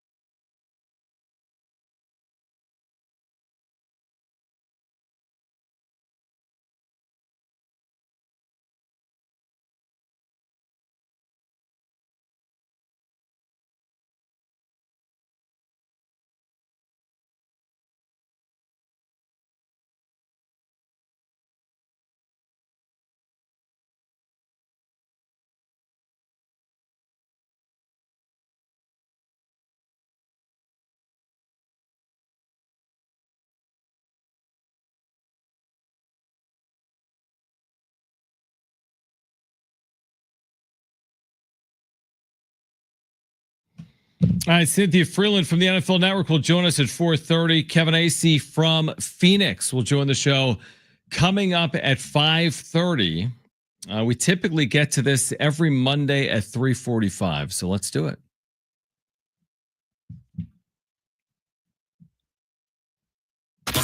Is That Good? Wilcox, snapper, Huber, holder, from 29 yards away. Oh, he missed it badly. Kick on the way. Boswell, that's a winner. The good and bad from the sports weekend. All right, I'll start. Dylan Cease yesterday going 5 innings, 9 strikeouts, allowing only 1 hit against the Cardinals. His first start after the trade deadline, hopefully knowing that he's not going to get traded and he's going to be here for the rest of the season, has taken some of the, not pressure off his back, but, just the distractions away from him. And hopefully he continues to pitch well in the second half. But so far, so good. Brent, is that good? Yeah, good point. Kind of like the lead is Dylan Cease stayed. That was just kind of the trade deadline lead. Like, are the Padres better off for keeping Dylan Cease? And at least for a day, they absolutely were. All right, I'll stick with baseball, but go elsewhere in the National League. The Brewers this weekend against the Nationals. The Brewers are red hot. They've got the best record in the National League, although they are dealing with injuries. They had 56 hits in a 3-game series. 56 hits. What is that? That's 19 hits per game in a 3-game series against the Washington Nationals. Is that good? It is good! So remember we talked about the tight-knit grouping of the top of the National League. It still kind of applies, but all of a sudden Milwaukee's on pace to win like 100 games. Now they're dealing with injuries, but they're playing some great baseball here in the second half of the year. Fernando Tatis Jr. Yeah. How would you describe his season, John? I don't even know, man. I mean, for me personally, it hasn't been overly good. It's been fine. I think I'd use the S word, solid. Maybe. I mean, I don't think it's been anything to write home about. I think he's been fine. Since June 1st. Yeah. He has hit 4 home runs and he has 16 RBIs. 4 homers since June 1st. 4 homers since June 1st. Brent, is that good? No, he's not good. Are you kidding me? The thing is, his average, in July, he hit 308 with a 911 OPS. Interesting. June, not so much. Okay. 707 OPS, 235. And then in August, only been 3 days, but he's in 091. I mean, what's your 1 or 2 or 3 words to describe Fernando Tatis Jr.'s year? Underwhelming at the plate. That's 4 words. Underwhelming at the plate. There you go. But yeah, I agree. I mean, I think keep it short and sweet. He's been fine. The numbers make it look better than he's been, in my opinion, but maybe I'm missing something. Maybe my expectations are too high for Fernando Tatis Jr. All right, my second one is going to stick with the Padres, Luis Arraez. We mentioned this briefly earlier. He's in the midst of a career best 16-game hitting streak. Isn't that kind of crazy for a 3-time batting champ? He's never had a hitting streak longer than 16 games. In his last 16 games, he has hit 400 on the nose to bring his batting average for the year up to 298.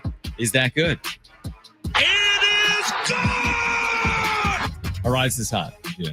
Not only is Arraez hot, he potentially could win a batting title. Could. What's going on with the batting title? Is Will Smith a qualifier now? And hitting he's a qualifier. He's in the low 320s. Okay. So there's some work to do there. Yeah, there is some work to do. Yeah, a little work to do. Yeah. I mentioned Jackson Merrill earlier in the show, how, hey, I wouldn't be surprised if he has a hot August.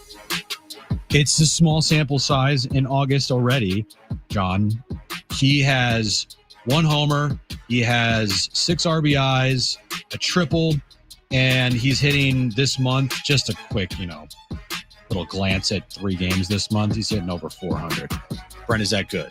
It is good! So, yeah, look, big month. His numbers over the last week here, 321 with a 571 slug. Maybe we're going to start seeing the Jackson Merrill of old this month and the rest of the year. It'd be nice. I hope so. My final one is this. The NCAA tournament announcing today, the NCAA tournament will not expand for 2026. It will remain at 68 teams. Is that good? It is good. Now, they wouldn't confirm it would remain at 68 beyond 2026. And they said they're exploring expansion for 2027 and beyond.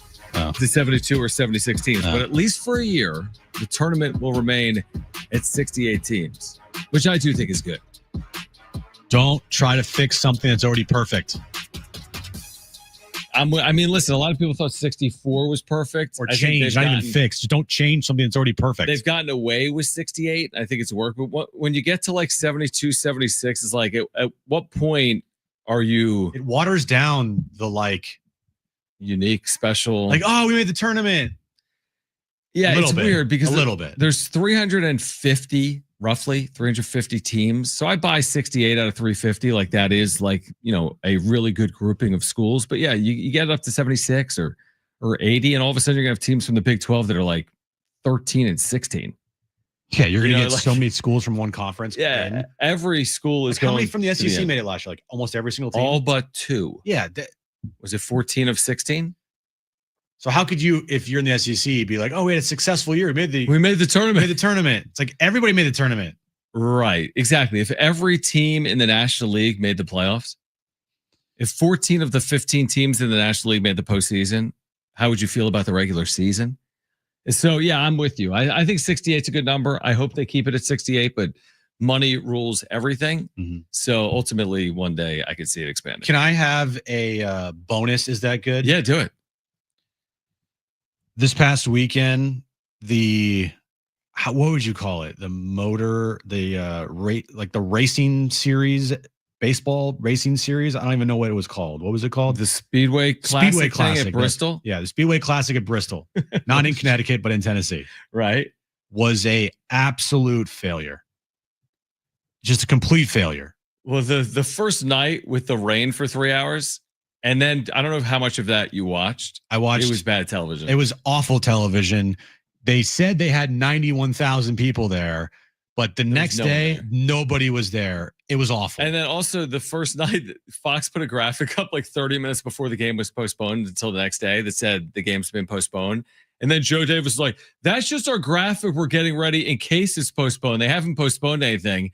And then 30 minutes later, the game's been postponed, which you knew was happening. So the weather looked awful. Brent, is that good? No, it's not good. They didn't have buns for hot dogs. They didn't have cheese for nachos. Yeah. It was been called the Friar Fest of sporting events. No, the Fire Fest. Or Fire Fest, yeah. It wasn't great. I have an idea. Just to hear me out. Play in Cincinnati. Just play in a baseball park. Don't. If you're going to do, I get it. I like it. Until I saw it. If you're going to do something like that, that's fine. Don't have it in the freaking Midwest. Like, what are we doing? No, but Bristol is not in the Midwest. Yeah, they didn't have these problems with the Field of Dreams games. Yeah, it's in the South. It's definitely in the South. South, whatever. But you're right. I mean, you're going to run the risk of thunderstorms. Now, they gave the team Sunday off for the risk of a postponement to play on Sunday. I didn't watch 1 second of Sunday. That's already a problem right there then. That you gave the teams a day off on Sunday just in case of weather. Well, when you have a one-off event like that, what are you going to do? I mean, you spend so much time getting ready for it. You can't control the weather. I know you can't. But I'm with you. Stupid. Where would I like to? Here's the thing. I think the games in like Seoul, South Korea, or in Tokyo, Japan, I think there's a lot of interest for baseball in Seoul or Tokyo. In Tokyo, you can play in a dome. I went to a game in Mexico City. I thought it was pretty unique. Okay, we can do that, but do we need to really bring the game to Bristol, Tennessee? No. I get bringing Major League Baseball to Japan. Japanese people are passionate about it. I get going to other countries. You could argue for or against it. Bristol, Tennessee, you don't have to play games in Bristol, Tennessee. There was a picture of the race, the whole thing was full. It looked cool. Yep. But the logistics of it sounded awful. Right. It made no sense, and it just completely backfired on Fox. Definitely backfired.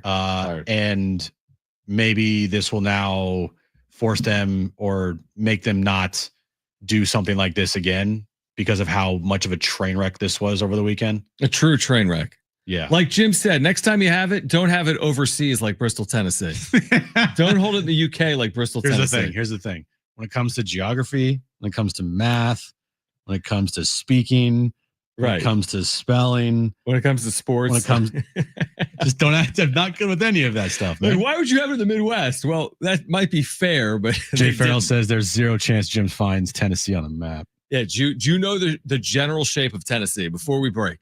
Would you call it a square, a circle, a rectangle, a triangle, big, small, wide, tall? Just give me some description of Tennessee.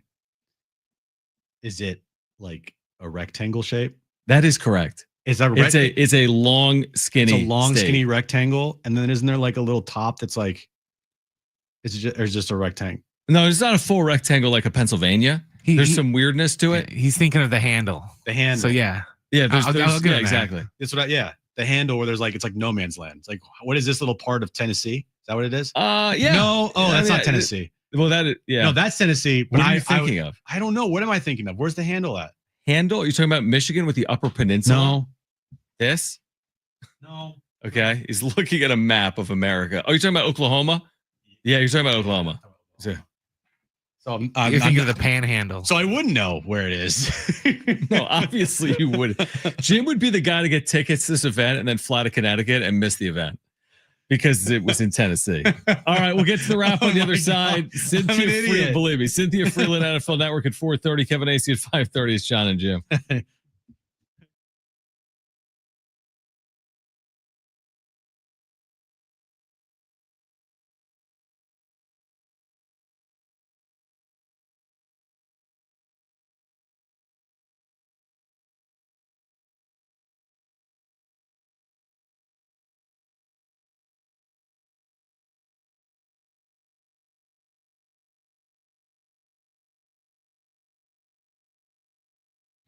All right, hey guys, it is John and Jim again for the all-new Hamul Casino Resort, the Players Place, and now open the hotel and spa at Hamul Casino Resort. The next level of luxury, it's arrived. Treat yourself to a stunning new stay, rooftop relaxation, indulgent spa treatments, and all the thrills of Hamul Casino Resort, now all in one unforgettable destination. And join them for Thursday drawings with a guaranteed $30,000 in cash prizes. You can earn entries daily for your chance to win. Plus, stay for the excitement of Latin night afterwards, Thursday, August 7th from 7 p.m. to midnight. Also, endless dining every day. Savor San Diego's ultimate endless dining experience at the all-new Hamul 23. From their world-famous lobster brunch served every morning to the luxurious VIP endless dining experience each evening. Indulge in chef-curated specialties, fresh seafood, prime cuts, and decadent desserts, all with stunning panoramic views at the all-new Hamul Casino Resort, the Players Place.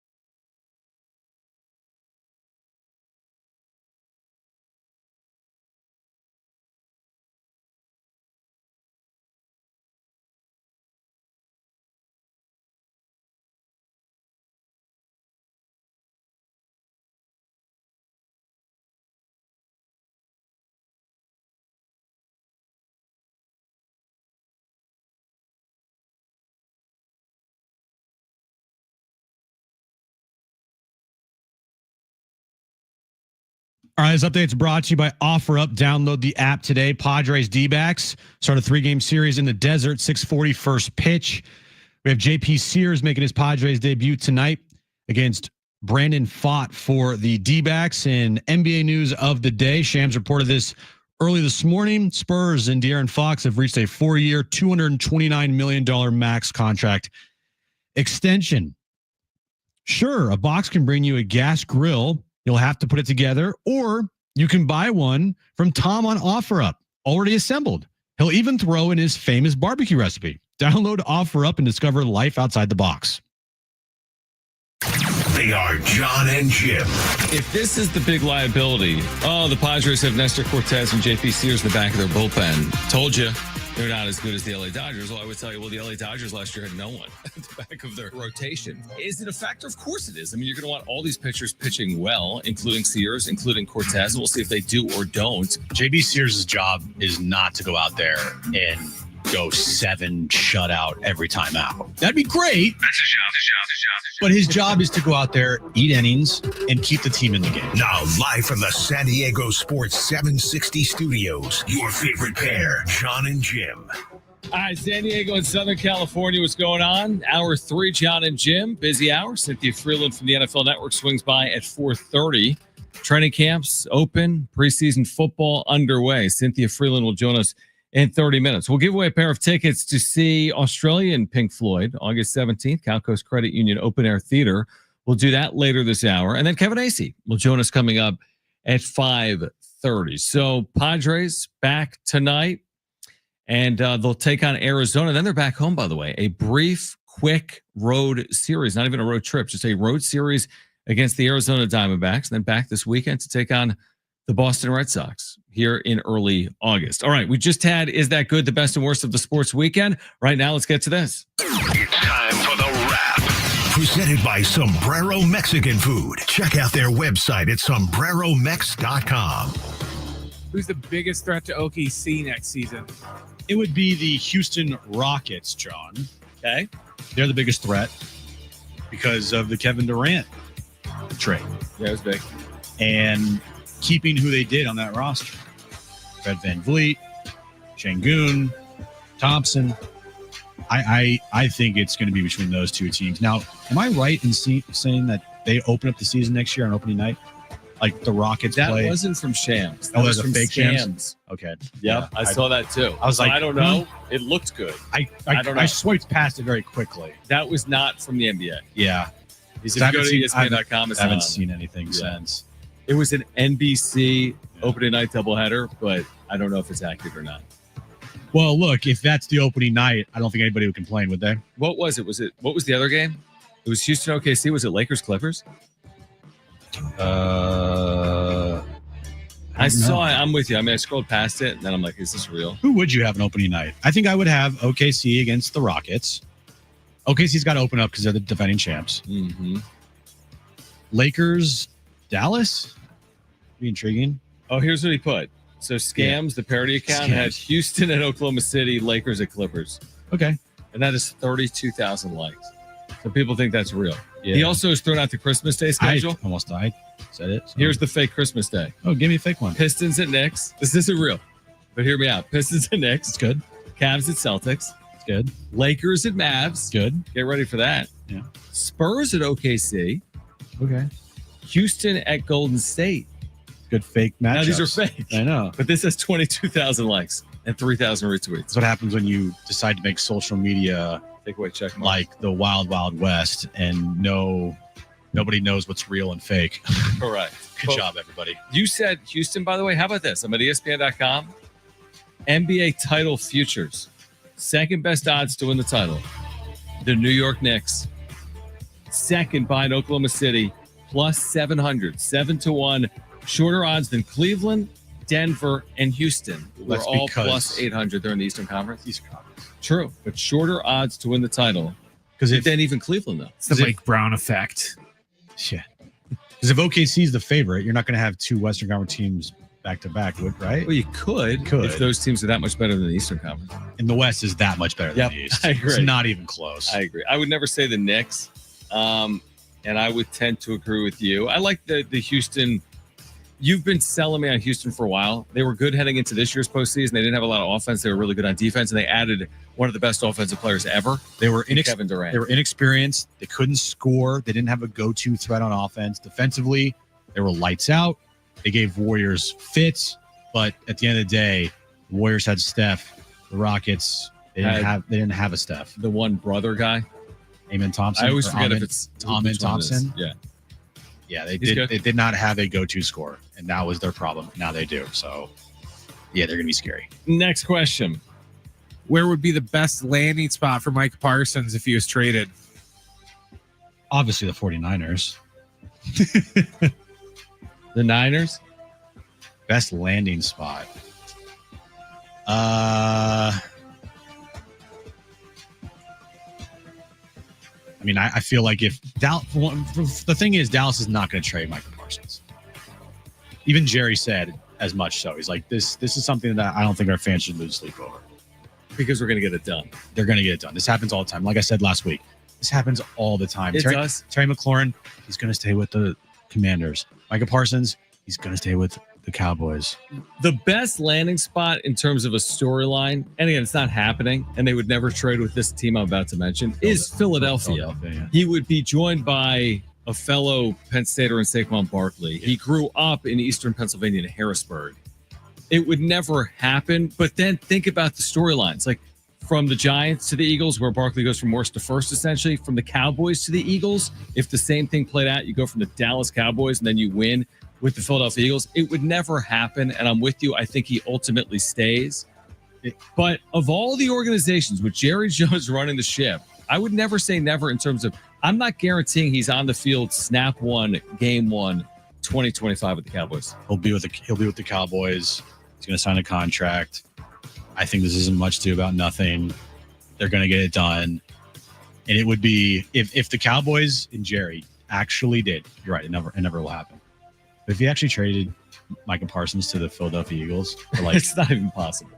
And if you're a Cowboys fan, you're burning down that stadium. I mean, it would never happen. You're never forgiving Jerry. Because even the Barkley situation played out in free agency. It didn't play out via trade. I mean, via trade is a whole nother level. You're talking about fierce, bitter division rivals. You can't trade the best defensive player in the sport with your division rival. Next question. Who's the biggest threat to the Eagles this season? I would say either the Buffalo Bills. You could maybe the Ravens. I mean, Chiefs. We'll see how the Chiefs bounce back after a Super Bowl loss. Those are my teams in the AFC. NFC. I'm skeptical of the Commanders and Jaden Daniels just putting together a run here where they're just like great all of a sudden. But as far as any other NFC teams go, I mean, we'll see what happens with the Niners. We'll see what happens with the Packers.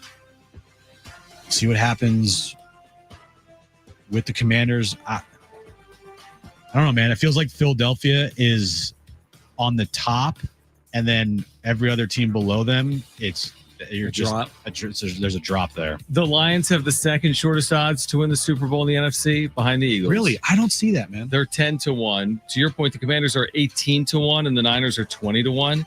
In the AFC, the shortest odds to win the Super Bowl are the Baltimore Ravens, who have the same chance of winning the Super Bowl in Vegas than Philadelphia. Both are 6.5-1. Both the Ravens. Where's Buffalo there? And the Eagles. Buffalo 7-1 and Kansas City is 7.5-1. So they're basically saying, Vegas is, that Baltimore, Buffalo, and Kansas City, that is a complete toss-up in the AFC heading into the year.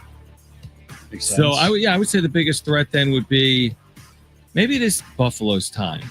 Maybe it's Buffalo's time. I feel like I've said it, maybe it's Baltimore's time, but they just don't win in the playoffs with Lamar. Yeah, Lamar just got to prove it in the postseason. Yeah, it's going to be tough. Yeah, that last year is just like such a brutal ending to their season against the Bills. Yeah. And I mean, at some point, Kansas City can't make every Super Bowl, can they? They could, but they won't. There will be years where they don't win the Super Bowl anymore. No. Exactly. All right, next question. What are your expectations for JP Sears tonight? Pitch. Throw a baseball off a mound into a catcher's glove. So low. At least once. Yes.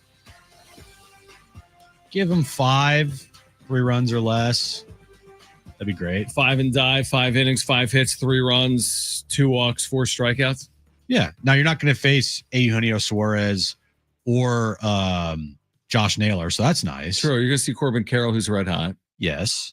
Still, Eugenio Suarez. No, you're right. Is just You're right. lights out. So it's nice that the D-backs sold off here, so you're not going to face, players that you have faced already this season. Right.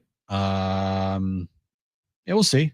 What do you got? My expectations have gone up now that Trenton Brooks has cleared waivers and been outrighted to AAA El Paso.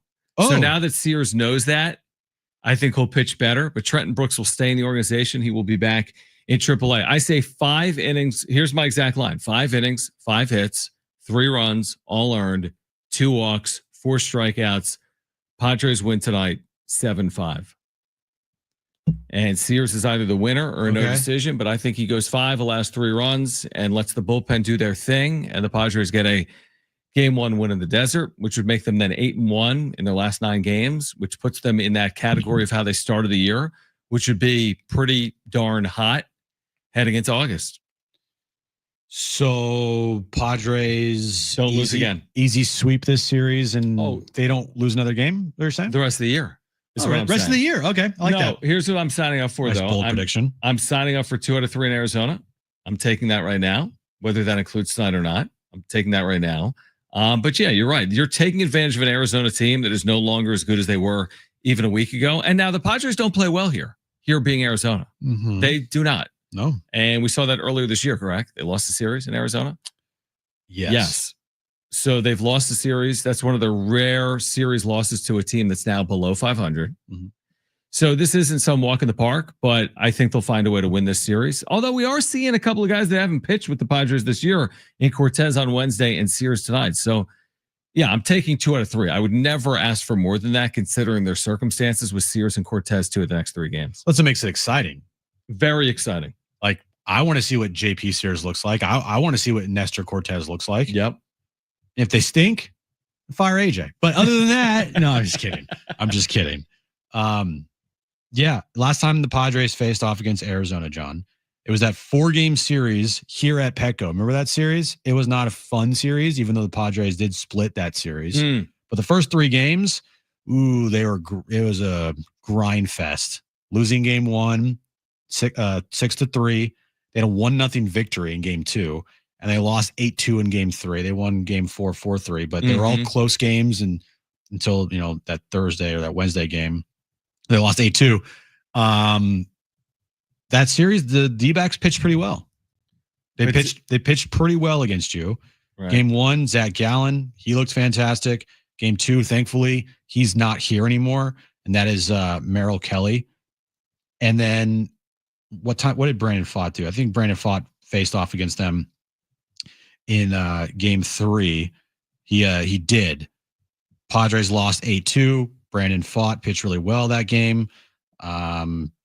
He went 8 innings, struck out 4, gave up only 2 earned runs. The longest outing of his career. The last time that you faced Brandon Pfaadt in the Arizona Diamondbacks, and the last time they were in Arizona, they lost 2 of 3 to the Diamondbacks. All right, more on tonight's series that gets underway in Arizona on the other side, plus Cynthia Freeland from the NFL Network at 4:30, plus Kevin Acee, our Padres insider from Phoenix at 5:30, right here on John and Jim.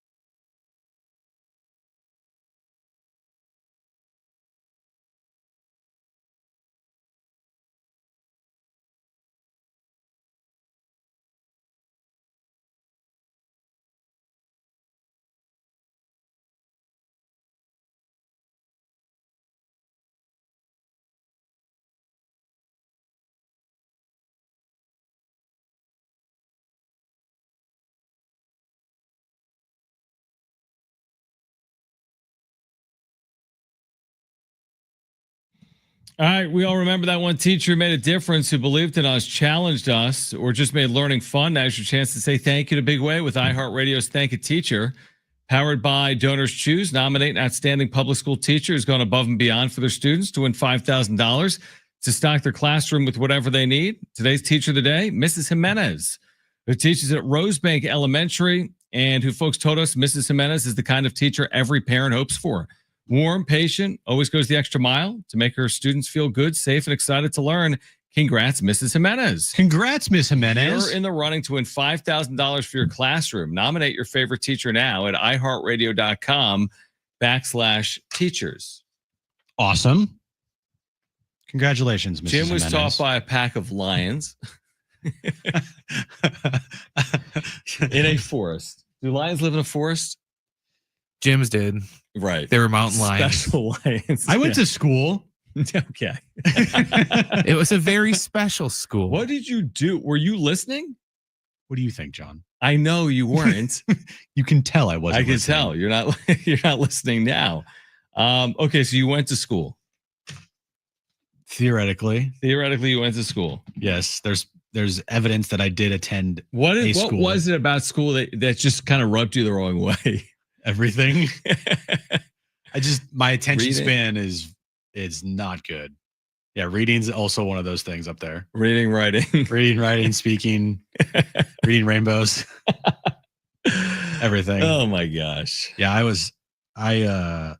wasn't the best student, John. Were you a good kid for your parents? Oh, I was a great kid. Okay, so you were a good kid. I didn't get in trouble. Right. I didn't do any. I didn't do any drugs. I didn't really drink. I was never You do now though, right? Before the shows. Is that easy to notice? If I told you right now that I've never smoked weed in my life, would you believe me? Well, yeah, I don't think you're lying. I would believe you because you're saying Because I feel like people are like, what? I don't know. It's just our generation. Should I nominate you? I don't think that's one of the awards. No, I'm just saying. Out. I'm just that's illustrating That is how I was interesting. a good kid. So you were a good kid. I didn't do anything. I just wanted to play video games, watch sports, watch Marvel cartoons, and then I didn't want to go to school. That's pretty much it. I don't know why I'm asking this. It's just in now having a 6-year-old. You're asking me because of Miss. Oh, that too. But in having a 6-year-old, man, and maybe there'll be a day where you and Aaron have a child or 2 or 3. Yeah. Right. That's kind of how it works. Sometimes A child 2 or 3. I mean, who knows, right? 2 or 3. The average is what, 1.8 or 2.2? 1.8 kids. I mean, you know what I mean. 0.8 The of a average kid? American has The kid's like, hello, I'm 0.8 of a child. You get my point. You'll have 1, 2, or 3 in all likelihood, right? Doesn't mean you will or won't. But I want a 0.8 of a kid. It all depends on what 0.8 you get. But here's my point. It's a lot. And not because of the child, because parenting is I don't even know how to describe it. Because when you're a kid, you're not thinking about your parents. How often when you were a child or even now? Never. Are you like, hey, I wonder how, when you're 7, you're like, I wonder how my mom is perceiving my attitude to be right now. Never. You don't think about this as a child, but as an adult, you just see it. Man, it's a bit of a mental game. 100%. Right? Thank God for Aaron. You're gonna have to do some things too. I know, but here's Aaron's very smart. She has her master's degree. She has multiple degrees before that. She was summa cum laude. She was. What does that mean? It means the top of your class. Okay. She was very smart. Is she still? She's very smart. So let's just say that I'm glad that I have her. So you're not rubbing off on her, you're saying. What was it about it that made it Sometimes. she was he's the one. I don't know. You son of a. I'm just wondering. You a-hole. Because it just worked from It did. date number 1. Day number 1. It was it. Maybe she's like, I can mold him. He's stupid. Has she molded you? Not really. Yeah. A little bit. Yeah. I haven't spent a ton of time around you with Aaron, but I have at times been around you. I go back to one night we were at a casino this a couple years ago. And yeah, I kind of got the impression afterwards. I'm like, I think I told Chris, I'm like, Aaron's good for Jim because Aaron's just in control. And Jim just kind of follows along. She doesn't control me per se, but she is very smart. Right. And so like I'll be saying something or like, at least you do this, just do this. And then she'll be like, no, honey, put this away. Like, that's cute. And we'll do this later. And then I'll be defiant and I will do what I wanted to do. And then it doesn't work. And then afterwards I'll look at her like, yeah, you're right. And she'll be like, I know I was right. I know. Happens a lot in my household. That she ends up being right and you're wrong? Yeah. And then I just cave and go, you know what? Yeah, you're right. She molded him into an Eagles fan. You watch your mouth, Brent. You watch your mouth there. All right. Speaking of football, Cynthia Freeland, NFL Network. We haven't had her on the show since maybe the draft. There's some things to talk about. There's a ton to talk about. I need to ask her about Caleb Williams throwing a football into a net. He missed the net per right. Colin. He didn't even hit the net. That's how he knows he's going to have a bad year. 3 throws to the net. They were all bad. What kind of a net? Like a basketball? You didn't see this, Brent? No, it was like a net. You have not seen this viral clip? No.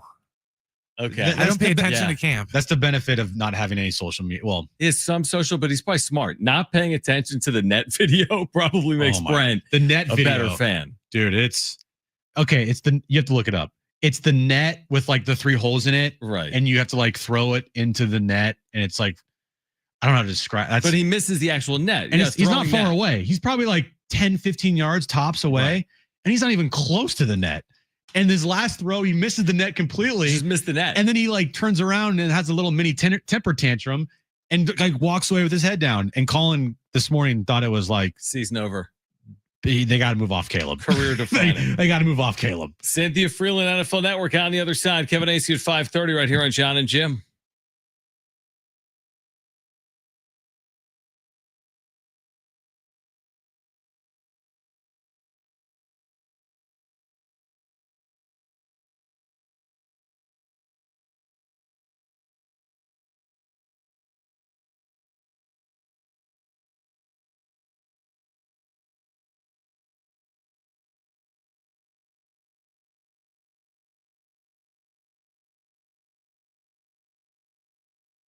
Maxed out on credit cards or struggling with high interest debt? You could pay it all off in days with Loan Pronto's rapid equity loan. Hey guys, it is Schaefer.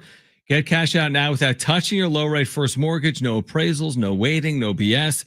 The rapid equity loan program at Loan Pronto is truly amazing. One Loan Pronto client just got $300,000 approved in under 24 hours, paid off debt, renovated their kitchen, cut their monthly expenses by $1,800. Just a huge turnaround. Loan Pronto, instant approvals, low rates, no hard credit pull up front.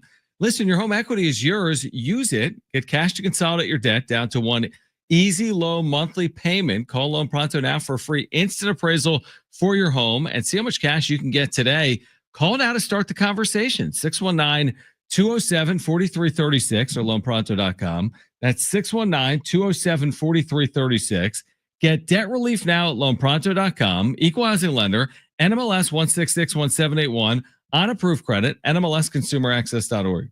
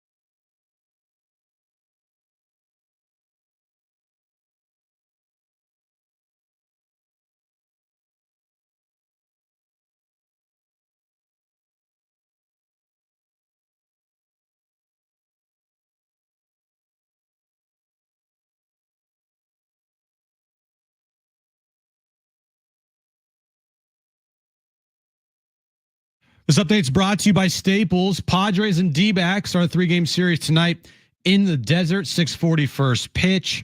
JP Sears will make his Padres debut against Brandon Pfaadt for the D-backs. And NBA news of the day, according to Shams this morning, Spurs and De'Aaron Fox have reached a 4-year, $229 million max contract extension. How many times will... Sorry, let me rephrase that here. How many times have we all said that was easy? Well, the Staples Easy button is back, and it's got everyone saying it again for custom prints, shipping services, even passport photos, plus quality products delivered next day to over 98% of the U.S. Staples. That was easy for me to read.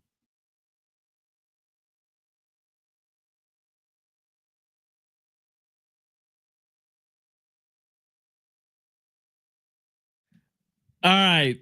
NFL football is coming. Preseason football is here. Great to connect with Cynthia Freeland, NFL Network friend of the show, back with us here on John and Jim. Cynthia, first of all, thank you for joining us. This is a fun time of year, right? I mean, we're itching for the start of the regular season. It's a great time, isn't it? Everyone has hopes this time of year.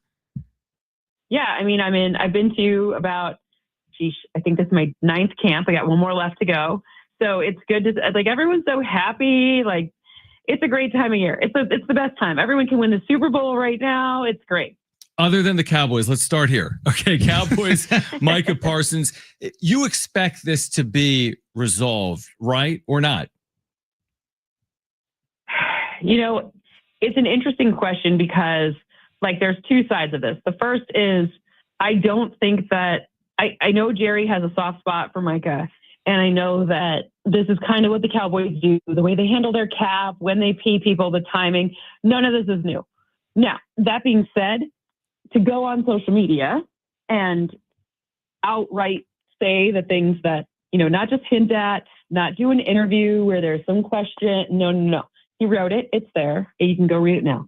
And to say that, especially given how much leverage this man does have, I don't know. I mean, I have sources that saying he won't be playing there. And but my guts, is Jerry really going to let him walk out the door? I've heard how Jerry talks about this man. Like, it's not the same for every player. So this one feels like it's just reaching loggerheads here. It's not great. We talked about this a little bit ago. Best landing spot, hypothetically, if they were to trade Micah Parsons, even if the percentage chance of that is low, where would be, in your opinion, the best landing spot that would make sense? Not, you can't say the Eagles because that would never happen, or the Commanders, right. But you're not getting the Eagles because exactly. They're never going to trade him, right? Never. Yeah, they can't trade him in divisions. Never going to happen.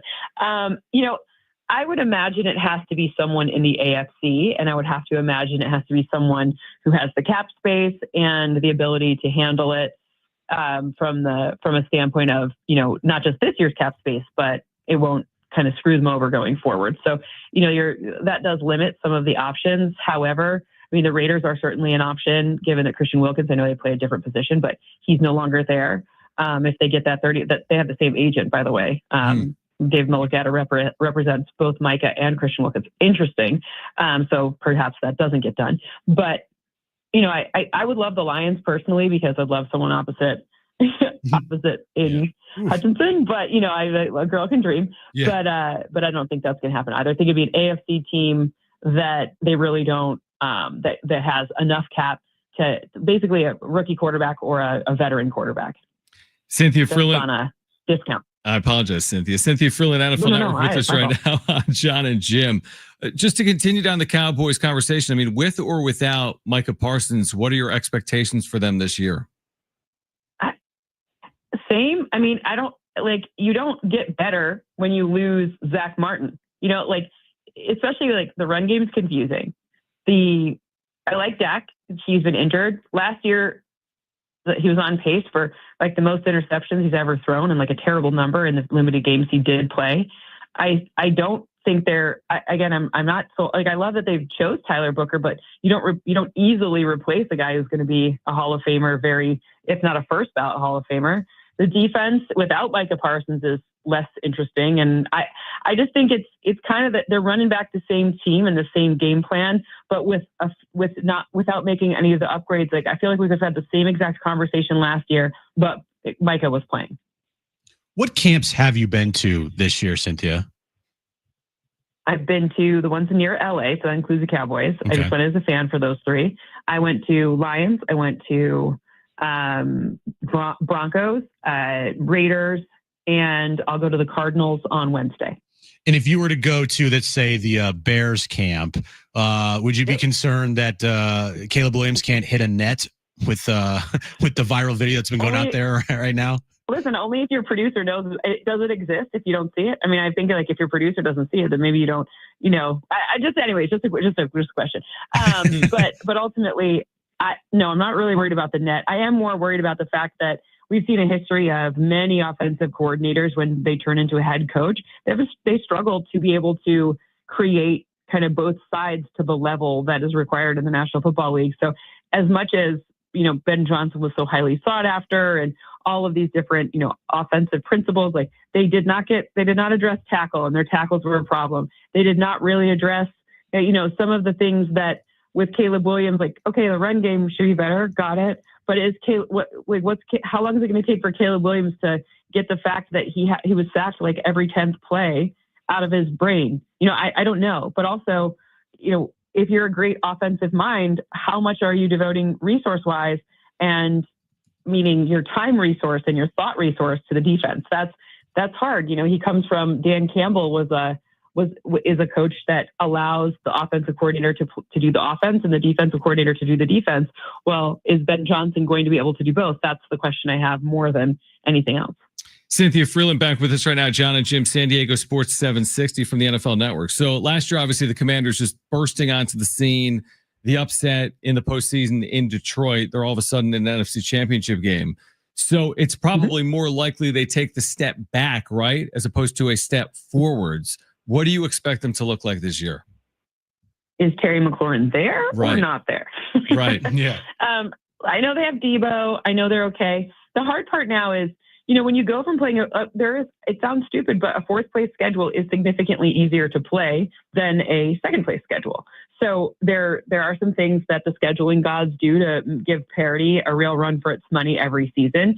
I like Jaden Daniels. I'm not worried about him taking a massive step back, but I think that there's always a step back for at least a little while, because now defenses will be really keyed in on the things that Jaden Daniels does well. So you're not now getting the element of surprise, right? You're not able to get that rookie sort of like opportunity to get us to get like your, the defense plays it in a way that they think Cliff Kingsbury wants to play, not necessarily, come up with certain disguises that are specific for Jaden Daniels. So it's going to get harder for them. And I don't necessarily think, they earned one of the biggest, year over year win increases that like anyone's ever seen. 11 games is so many, but I think they'll be good, and I think they'll definitely be, in contention and to go to the playoffs. But I don't know if I think that they're going to be able to overtake the Eagles.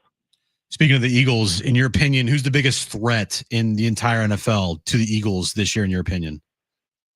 Does it have to just be the NFC, or can it be the AFC? It can be anybody.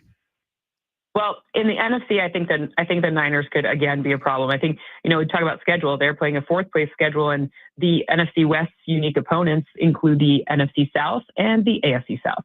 Great, good news. And that's not bad. Not bad news, at least. Yeah. And then you're looking at that, and if everyone can stay healthy, I expect Kyle Shanahan to be able to field the team just like he does every single season. So that team will go how Christian McCaffrey goes. Now, if you're talking whole NFL wise, I can't imagine a world where, to me, the Bills are in such a prime position right now. The Bills, the Ravens, the Chiefs, they're always in contention. Even the Broncos could come out and surprise. I think that AFC West is going to be a total nightmare yet again. But I think the Bills have a little bit of a benefit of a tiny, easier schedule than the rest of them. And sometimes those marginal differences can really add up to big gains. Are you expecting, is there going to be a breakthrough at some point from Lamar Jackson based on your experience at some point in his postseason career? He's been such a brilliant regular season player, but he's under 500, obviously, in the postseason. They have not had that breakthrough as of yet. Is it inevitable or not? Psychology is really powerful. And it's so hard because I feel like it just once, then it would be like we would have a real hard time stopping Lamar Jackson and the Ravens if he could just figure it out the one time. But it seems to be the juggernaut. It seems to be the kryptonite, right? And I'm worried about that defense a little bit because Zach Orr now takes over fully. Dean Pease isn't returning. Dean Pease was really very instrumental in teaching kind of the fundamentals. So we'll have to, like, I'm curious because my point in bringing that up is that would put more stress, especially in the playoffs, on Lamar Jackson and the offense should they not be able to have as stout of a defense. Do the Chargers have enough weapons, in your opinion, for Herbert this year? Not yet. How do they overcome that then? I know that Keenan Allen was in the facility today, but how do they overcome that? Because now you're in year 2 of Harbaugh, and they did well last year, but still it feels like the addressing of the weapons needs for Justin Herbert it's still not there. In your opinion, it sounds like it's still not there as well. There's a lot to ask of Vlad McConkey. That's a lot to ask of the guys who are currently there. You need a guy who's a true X that scares the pants off of someone else, right? It just really, especially with Herbert's arm, and Herbert's arm is nothing to mess around with. We didn't get to see it in its full glory necessarily as much last season as in prior seasons, but I think that a lot of Harbaugh's philosophy comes from the run. We know that, and from the run you get passing and different passing concepts and trees and ways of coordinating the passing game, and I think that it can click really well. I think you just need like a little more. I also would say that if they address the secondary a little bit and maybe kind of shore up that secondary will help, because then the ball control style that I think Jim Harbaugh wants to play would be far more effective if the passing game on the defense wasn't, an area of vulnerability. So, if you're the Chargers, wouldn't it make sense to, you see a wide receiver out there that's asking for a trade in Terry McLaurin, when you want to try to go hard after him, if he truly is going to be dealt here? I think Terry McLaurin and put him in that offense. Don't you think that would work?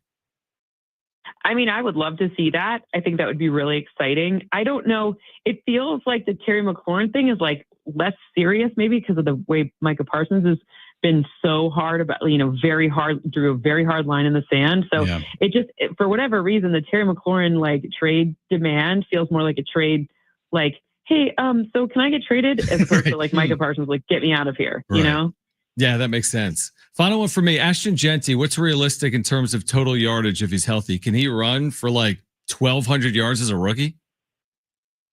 I think the pass catching is the upside too. So to me, Chip Kelly, right? Like what do Pete Carroll and Chip Kelly, they want to run the ball. Mm-hmm. What do they want to do? They want control. They want, everything comes from like passing concepts that are rooted in like efficient runs, like not, 2nd and 12, right? They want to be in like 2nd and 4. They want to get those 6 yards. Now, is it going to be, Ashton Genty for me, it will all come down to we saw it in college, his ability to break tackles. They had a scrimmage out here. I'm in Vegas right now. They had a scrimmage out here last Friday, and you saw some great things from the offense, but they weren't allowed to tackle. I want to know if that tackle breaking ability that I believe will be so strong, I want to see that play out. So for me, it's all upside for Ashton Genty. He's going to be able to, if once he gets the hang of breaking NFL tackles, he could be a real nightmare. No doubt about it. If they're not allowed to tackle in regular season games, he's going to go for more than 1,200 yards. Trust me on it. I can see it. It's a bold take. It's a bold take. Cynthia, we appreciate you taking time for us. Let's do it again later on as we get ready for the regular season. And thanks for taking time in San Diego as always. You got it. I love San Diego. By the way, I got to see Antonio Gates, and Phillip Rivers was out there too in his Hall of Fame speech. And it was very special, especially considering you always forget, like, this man made it undrafted. He didn't even play college football. He's such a special talent, and San Diego loves him. So it was really cool to see. Yeah, my favorite part was, I don't like the Chargers move. So when he talked about LA, crickets, and then he mentioned San Diego, the whole place erupted. I thought that was the coolest moment. A lot of SoCal guys there. Yeah, no, it was amazing. It was funny, like Eric Allen gave his home address up. I was like, oh my goodness, and he's in San Diego too. I'm like, oh boy. Like, maybe don't dox yourself, sir. Yeah, probably not. Cynthia, we appreciate you. Be well. We'll talk soon. Thanks. Talk to you soon. All right. We can react to that on the other side. Plus, we're giving away tickets to the Show coming up August 17th at the Cal Coast Credit Union Open Air Theater. Australian Pink Floyd. We'll give those away on the other side. And Kevin Acey, our Padres Insider Jones, is coming up at 5:30. This is John and Jim.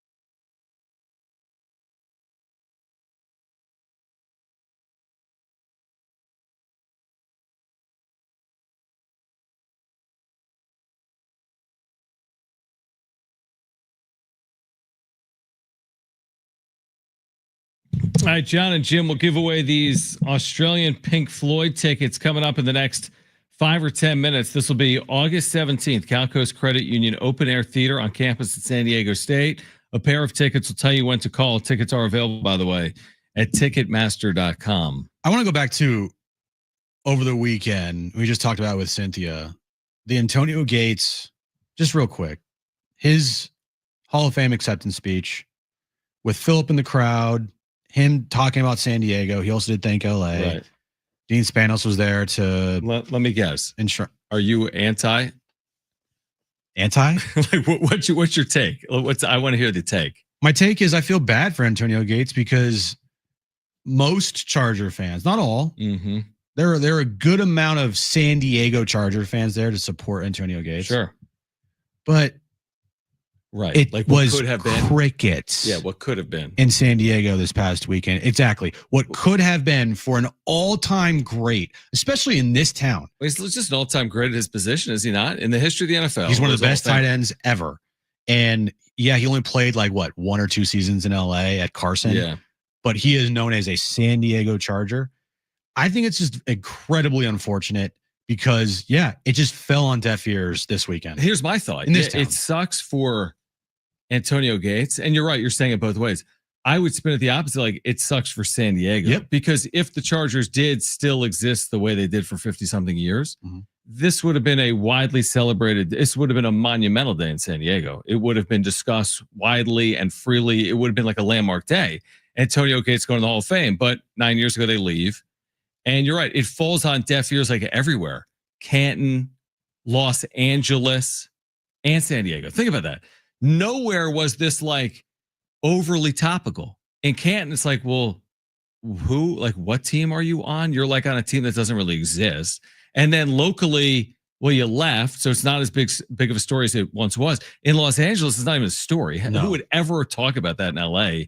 Antonio Gates going into the Hall of Fame. So I feel like the biggest losers are like San Diego Charger fans, you know? And there were a good amount of San Diego Chargers fans at his acceptance speech.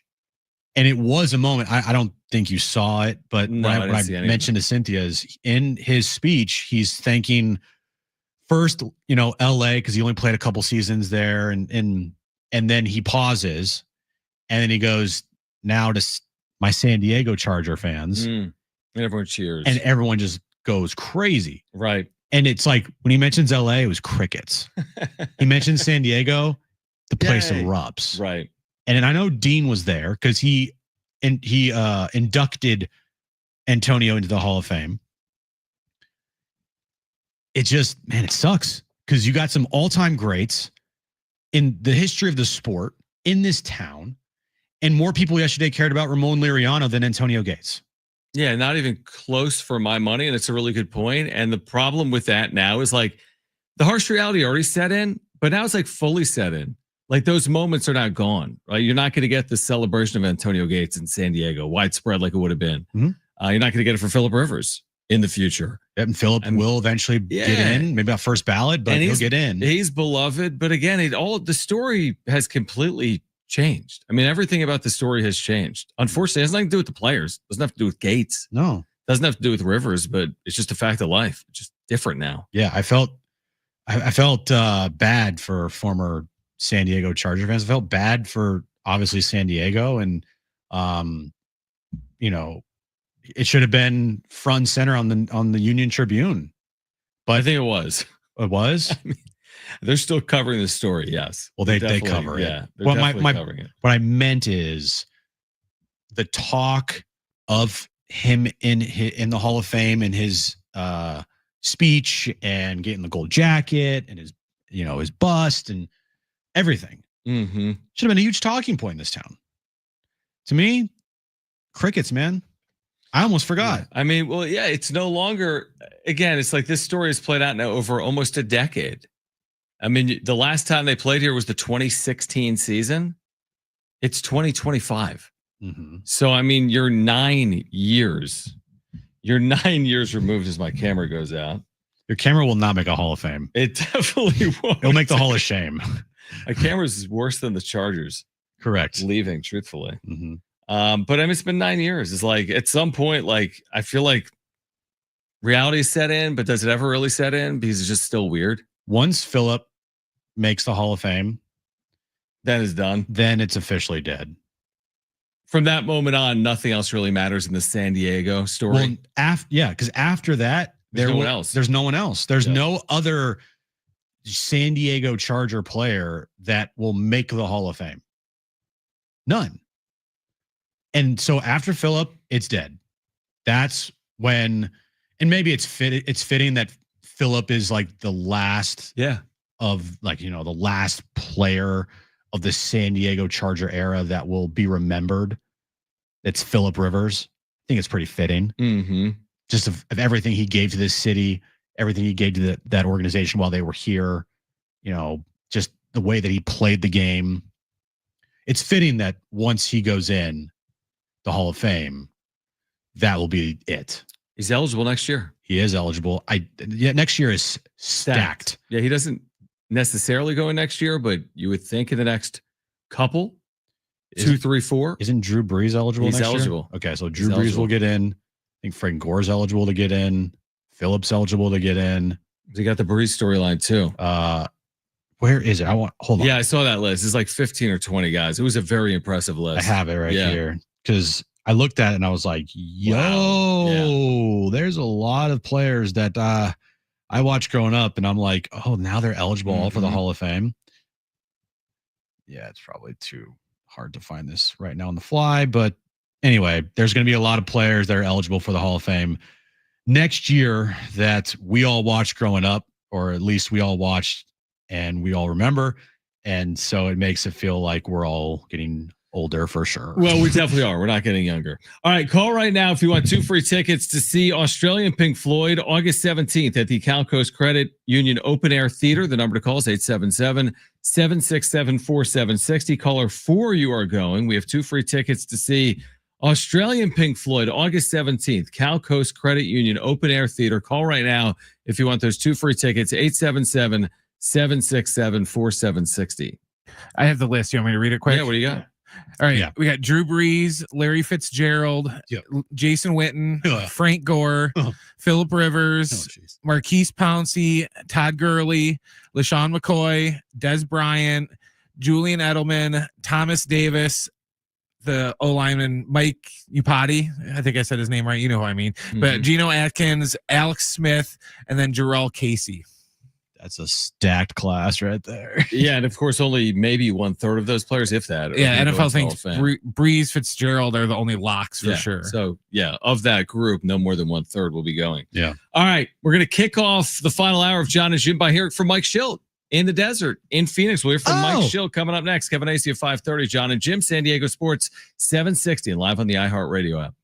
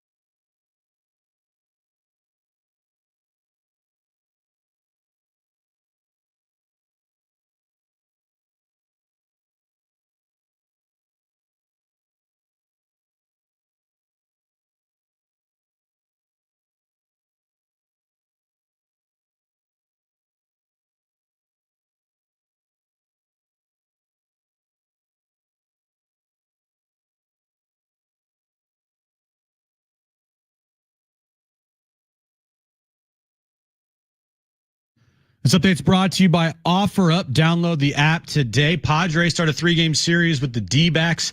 6:40 first pitch in the desert. JP Sears will make his Padres debut against Brandon Pfaadt for the Diamondbacks. Sure, a box can bring you a smart TV, but it can't help you decipher the instructions. Alex, though, who sold you his on OfferUp, explained everything, including how to use all the buttons on the remote. Download OfferUp and discover life outside the box. Thanks, Alex. They are John and Jim. If this is the big liability, the Padres have Nestor Cortez and JP Sears in the back of their bullpen. Told you they're not as good as the LA Dodgers. Well, I would tell you, the LA Dodgers last year had no one at the back of their rotation. Is it a factor? Of course it is. I mean, you're going to want all these pitchers pitching well, including Sears, including Cortez. We'll see if they do or don't. JB Sears' job is not to go out there and go 7 shutout every time out. That'd be great. That's his job. But his job is to go out there, eat innings, and keep the team in the game. Now, live from the San Diego Sports 760 studios, your favorite pair, John and Jim. San Diego and Southern California, what's going on? Final hour of John and Jim, where Kevin Acee will join us in less than 30 minutes at 5:30, and we're about to hear from Mike Shildt in the desert. Shilty, if you will. Over the weekend, he kind of was a little snippy. A little snippy. He got snippy Saturday night. A little snippy. Now, I didn't hear it. I only heard about it. We both heard about it, but he definitely got snippy. This followed their lone loss. Mm-hmm. This was the 8-4 loss. He did say in there that if the expectation is for the bullpen to cover 5 innings, that's not our expectation. Our bullpen will not cover 5 innings tonight. We're not because everyone in the media, and everyone's done this. All the fans are like, just go 3 innings. Randy Vasquez out there. Innings. You got a 4-0 lead in the You're third. good. Take him out. Go to the bullpen. It's going to be the attempt in the postseason because every team does that. But you're not going to August 4th in Arizona be like, hey, Searsy, which is probably what he's calling. Give us 3, Give us buddy. 2 2/3, and I'll turn that thing to Jason Adam. And we're just going to go from there. They're not doing that tonight. There's no way that's part of the strategy. It's the typical strategy. Get the 5+ innings from your starter. It gives you the best chance to win, no matter who's in your bullpen. Give me the odds right now that he calls JP Sears Searsy. I am praying for it because we're about to hear from Mike Shildt. So let's actually get to it. Like close to what do you got? I think we'll call him JP. He's some names he likes to like. JP to me sounds like Mike Shildt saying it. I can see him saying JP. I can totally see him saying. JP is a fine young man. Searsy is a good player. I'll say JP Searsy. over you. You take Searsy. I think Searsy's definitely in play. What are Mike Shildt's expectations for Searsy? Take a listen. Yeah, we're excited to see JP. I mean, clearly a guy that was valued, and we got over here in the trade with Miller, and a lot of favorable things have been said coming from the group. With Oakland. Kotz and Nemo, their pitching coach and manager, very favorable. And we've seen him in the past. Looking forward to seeing him pitch tonight. When he's going well, I know you haven't seen him necessarily day in and day out. What do you expect him to be able to execute on a more of a polished level than most? Yeah, we haven't seen him. We're aware of his arsenal. I think the biggest thing is the word you used, Palm, was the execution. If he goes out and controls counts and is able to execute his pitches, then he'll be in a good spot. Michael King, rehab start yesterday in El Paso. Yes. What's the takeaway? How does he feel? What's the timeline now? Takeaway is very positive.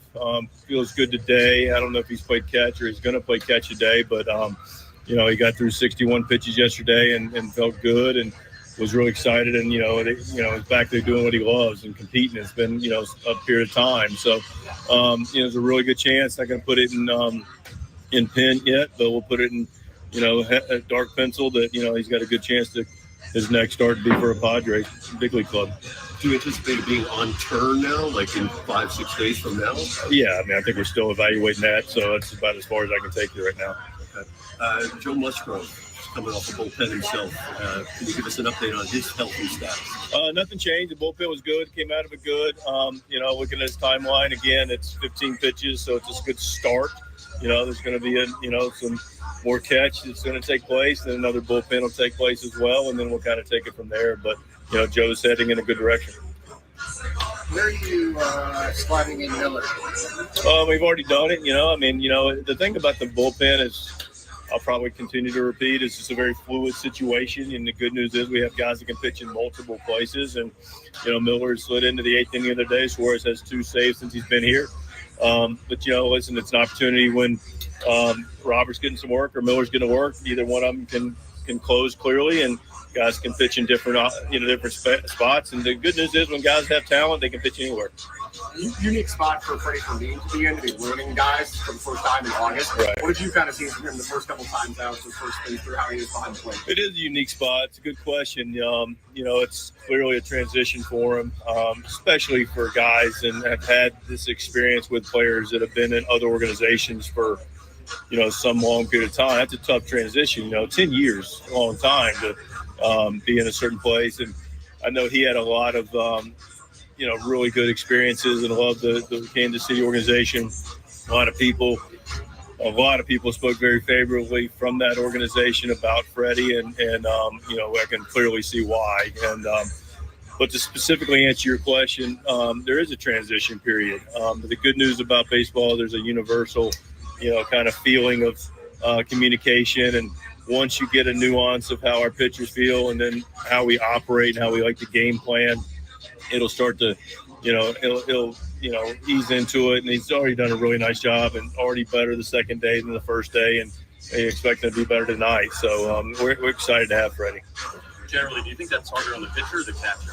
I think it's harder on the catcher because you're one catcher with a pitching coach, bullpen coach, game planning coach, and 13 pitchers versus one pitcher, for the catcher. But it's really just gets down to communication and collaboration. And it's really, he did a nice job of helping lead our pitcher-catcher meeting today. So we're in a good spot with Freddie. Do you think it's tough for Freddie to catch this late?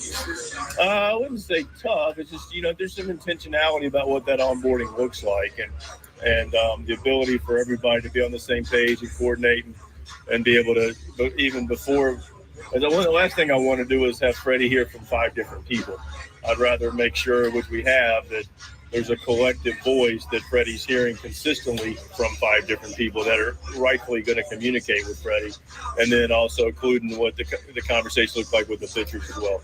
Mike, how, if at all, does PitchCom impact that acclimation period? As you've seen this game evolve like that, does it impact it at all? I think it does. I think in this case, I think it can make it easier overall. But I do think initially it's more of a challenge because we just have a different operating system with our PitchCom.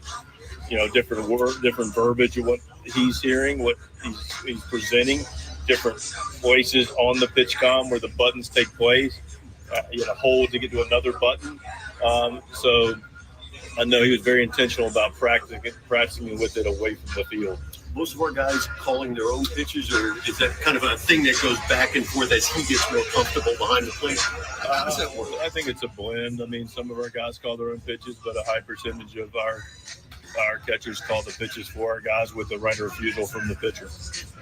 Intentionality of onboarding. I don't think I've ever heard a major league manager say that. Yeah, I don't know. I mean, Charlotte Mecklenburg private public school education is paying off. It's beyond that. Come on. I don't know. That SAT score wasn't too great. Yeah. You're in good company. We're all in the same boat. I don't know. Yeah, maybe me and you, Bob. I'm with you.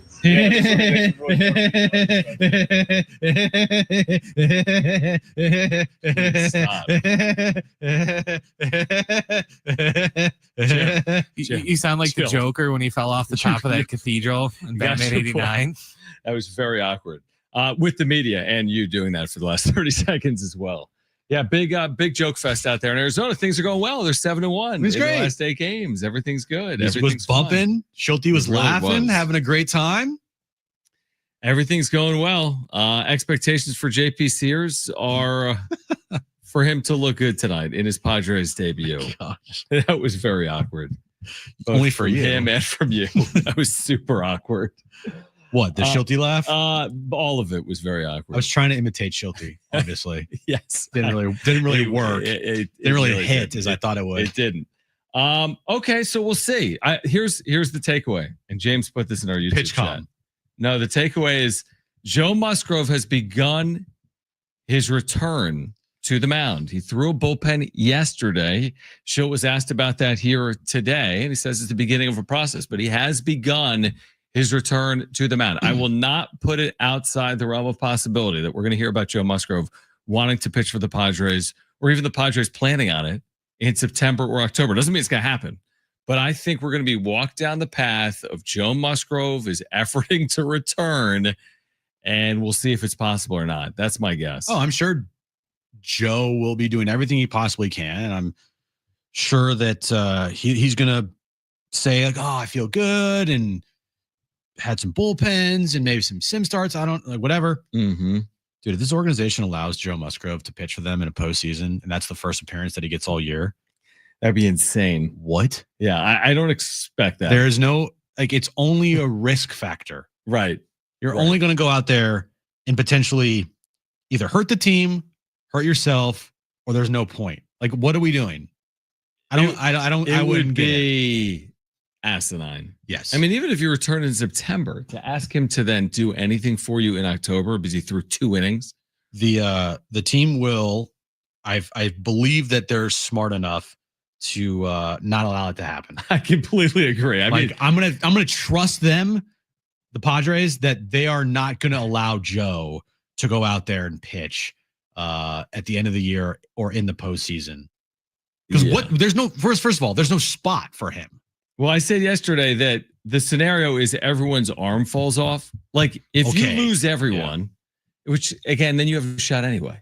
If you lose your top 3 starters, you're done anyway. The only outside possibility to that point is if they made it to, like, the NLCS. And let's just say, I mean, Pavetta's arm falls off. Please don't say that, but yeah. You know what I mean? And he was their best pitcher in the postseason up to that point. You need somebody. Who are you going to go to? If Pavetta's been going 7 solid all postseason, you're like, Joe, just go 7. Or it's either Joe, JP Sears, Nestor Cortez, or Randy Vasquez. Let's have that conversation when we get. I know. It obviously, but still, it's like, even in that scenario, I'm throwing out wacky scenarios. Then he makes his debut, hasn't pitched in 12 months, and he's debuting in game 6. Game 1 of the World Series. Can you imagine? Here, well, the good of that would be it's game 1 of the World Series. Exactly. So I would sign up for that right now. Actually, yeah, everybody would. All right, Kevin Acee is going to join us at 5:30. More on Joe Musgrove and the hopes of him returning in 2025 from Kevin Acee, our Padres insider. He will join us coming up at 5:30. We have Jim's back page still ahead. We are here until 6 as the Padres get ready for the Diamondbacks. Game 1 of a series tonight in Phoenix. This is John and Jim, San Diego Sports 760, and live on the iHeartRadio app.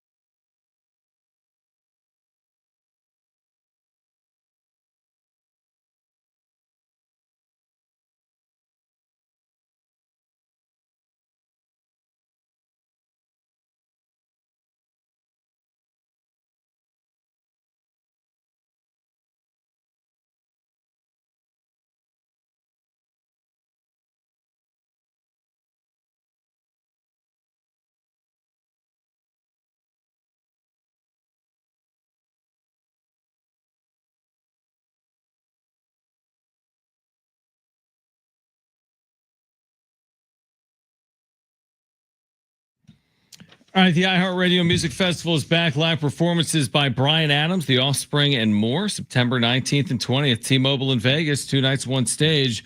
Buy tickets at AXS.com. Get them now before they sell out. And while the world is listening on iHeartRadio, you could be there. 3 chances every weekday for you to win your trip for 2 plus $1,000 spending money. Next chance to text and win happens at 9 a.m. right here on San Diego Sports 760. Get all the info at sportssd.com/festival. We have Kevin Acee coming up from the desert in Phoenix at 5:30 to talk more about the plans for Michael King and Joe Musgrove and these final 50 games that got underway here tonight in Phoenix. So speaking of Michael King, he had a rehab start here over the weekend. Yep. Did not go his way. No, what do you have? 6 earned runs. 6 earned runs in 65 pitches, I want to say. 3 1/3 innings. 3 1/3, 6 earned runs, 65 pitches. That concern you? It doesn't concern me overly. But Mike Schilt did say in there with the media, the direct quote is he's got a good chance to make his next start for the Padres. So that would be this weekend against the Boston Red Sox. Right. So that would be, because we went down this path last night. Like if he makes another rehab start, you're setting him up to pitch at Dodger Stadium next weekend, which seemed like maybe a pretty big obstacle for anyone, basically. But based on what Mike Schilt said, they're not overly concerned with the results. I think they're more concerned with how he feels. And he did throw 60 pitches, like you just said. So from 60 plus pitches, that gives you a chance to probably throw 70 plus pitches. So maybe we'll see Michael King this weekend at Petco Park against the Red Sox. If he stays on turn and he pitches, on turn, that would schedule him for Friday night. Yeah, exactly. If you give him one extra day, it would be Saturday. Mm-hmm. And if you want, you can give him the extra day, pitch him Saturday, then he would be pitching in that Dodger series. If you don't, and you pitch him on Friday, he's pitching the finale at Oracle Park up in the Bay Area against the Giants. That's a 4-game series? That's a 3-game series. So if he pitches on Friday. Got you. Saturday, 1, 2, Sunday, 3, Monday, 4, 5, Tuesday, Wednesday. Wednesday, yeah. Yep, you're right. And that off day on Thursday. Yep, you're right. Yeah, I'd probably prefer that. Just to ease him in. Yeah, this is what his scheduled starts would be if they don't give these guys an extra day because of the off days, which I'm assuming they probably will. Right? Mm-hmm. Let's just go hypothetical every 5th day. Friday against Boston. Yeah. Wednesday against the Giants. Monday against the Giants back here. And then the weekend against the Dodgers at home. 4th start. That'd be his 4th start here for the Padres. That seems maybe a little more friendly than the alternative. But then again, it is Michael King, your sub-3 ERA guy for the last 2 years. Maybe throw him into the fire. Mm-hmm. But the fact that he's coming back potentially this weekend after, we had no clue what the plan was like 2 weeks ago. Mm-hmm. So he's ramped up pretty quick, honestly, compared to Darvish. That was such a slow play. His ramp up has been way quicker than Darvish's, and he probably could make 9-10 starts still this year. Yeah. So like if you wanted to go, like when's Darvish scheduled to pitch? Is he scheduled to pitch on tomorrow? Yeah, he's scheduled to pitch tomorrow. Yeah. Yeah, Darvish. You could have Darvish, King, Pivetta in that Dodger series next weekend. And then the following weekend, you could do somewhat of the same thing. It's a different combination between Cease, Pivetta, King, and Darvish. Best case scenario was to give King weeks upon weeks to get back to being Michael King, which I think they're basically by getting him back the second week of August. You got plenty of time now. Mm-hmm. It's not like you're getting him back September 10th. You're getting him back, August 10th or whatever it's going to be. Like that's a big difference. And I don't even know if we'll be talking about it in September if he looks like himself. Like that's plenty of time. You're looking like yourself. You're ramping back up. He scoffed at the question earlier this year. Will you be back? He's like, of course I'll be back. 100%. And it has taken time, but it appears as if he's 100% accurate. He's based on what Mike Schilt said this afternoon. His next start could very well be with the San Diego Padres this weekend. And if he does start this weekend for the Padres, you're looking at about 10, 11 starts for him for the rest of the year. That would be about right. Yeah, I think that's right. About 5 starts this month, around 5 starts, 5, 6 starts next month. If he stays on normal rest, nothing else happens, you're looking at about 10 to 11 starts remaining for Michael King this year. That's, I think, plenty to get fully ready for a postseason. How many starts did he have? 10. It's okay. So he's only made 10 starts this year. He could make another 10. Make another 10, and you're ready to go. It's crazy they could still make 20 starts. I don't know if he will or not. That is kind of crazy. It feels like he's missed forever. I think he made 10. Am I wrong? I think he made 10, because we've mentioned it before. And he made 10 starts. 10 starts. For this team. Was 4-2 with a 2.59 when he went out. Had a 2.59 in those 10 starts. 55 in a two-third innings pitch. So you could see around 100 plus innings, 110 innings this year for Michael King. He's got 64 strikeouts and a 102 whip. Yeah, I mean, certainly he'll have some innings to work with in the postseason. He threw 180 plus innings last year. Yeah. With the postseason. He's not getting anywhere near that, obviously, because of the injury here in 2025. All right, we'll talk more about Michael King and what's next on the other side with our Padres insider, Kevin Acee. Plus, Jim's back page is ahead. We're here until 6 p.m. Don't go anywhere. Kevin Acee, our Padres insider, joins us next on John and Jim, San Diego Sports 760, and live on the iHeartRadio app.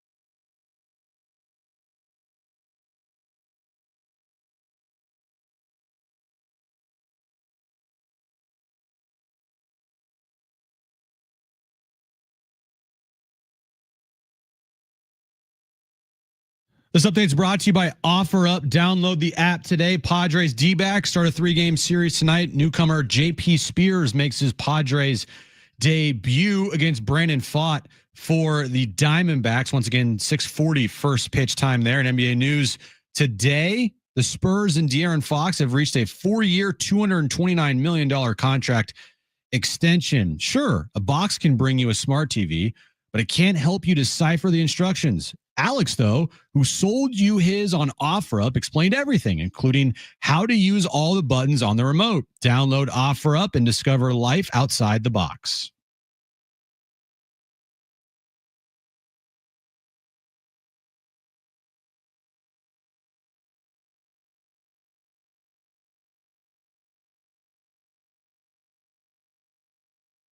All right, great to connect with Kevin Acee, our Padres insider in Phoenix. Padres Diamondbacks will start their series, their 3-game set, coming up later tonight. So, Kevin, we appreciate it. We just heard Mike Schilt pregame say that Michael King's next start could be in the major leagues. I was surprised by it because I saw the results from yesterday, which weren't very good. I think he threw 60 pitches or 61 pitches.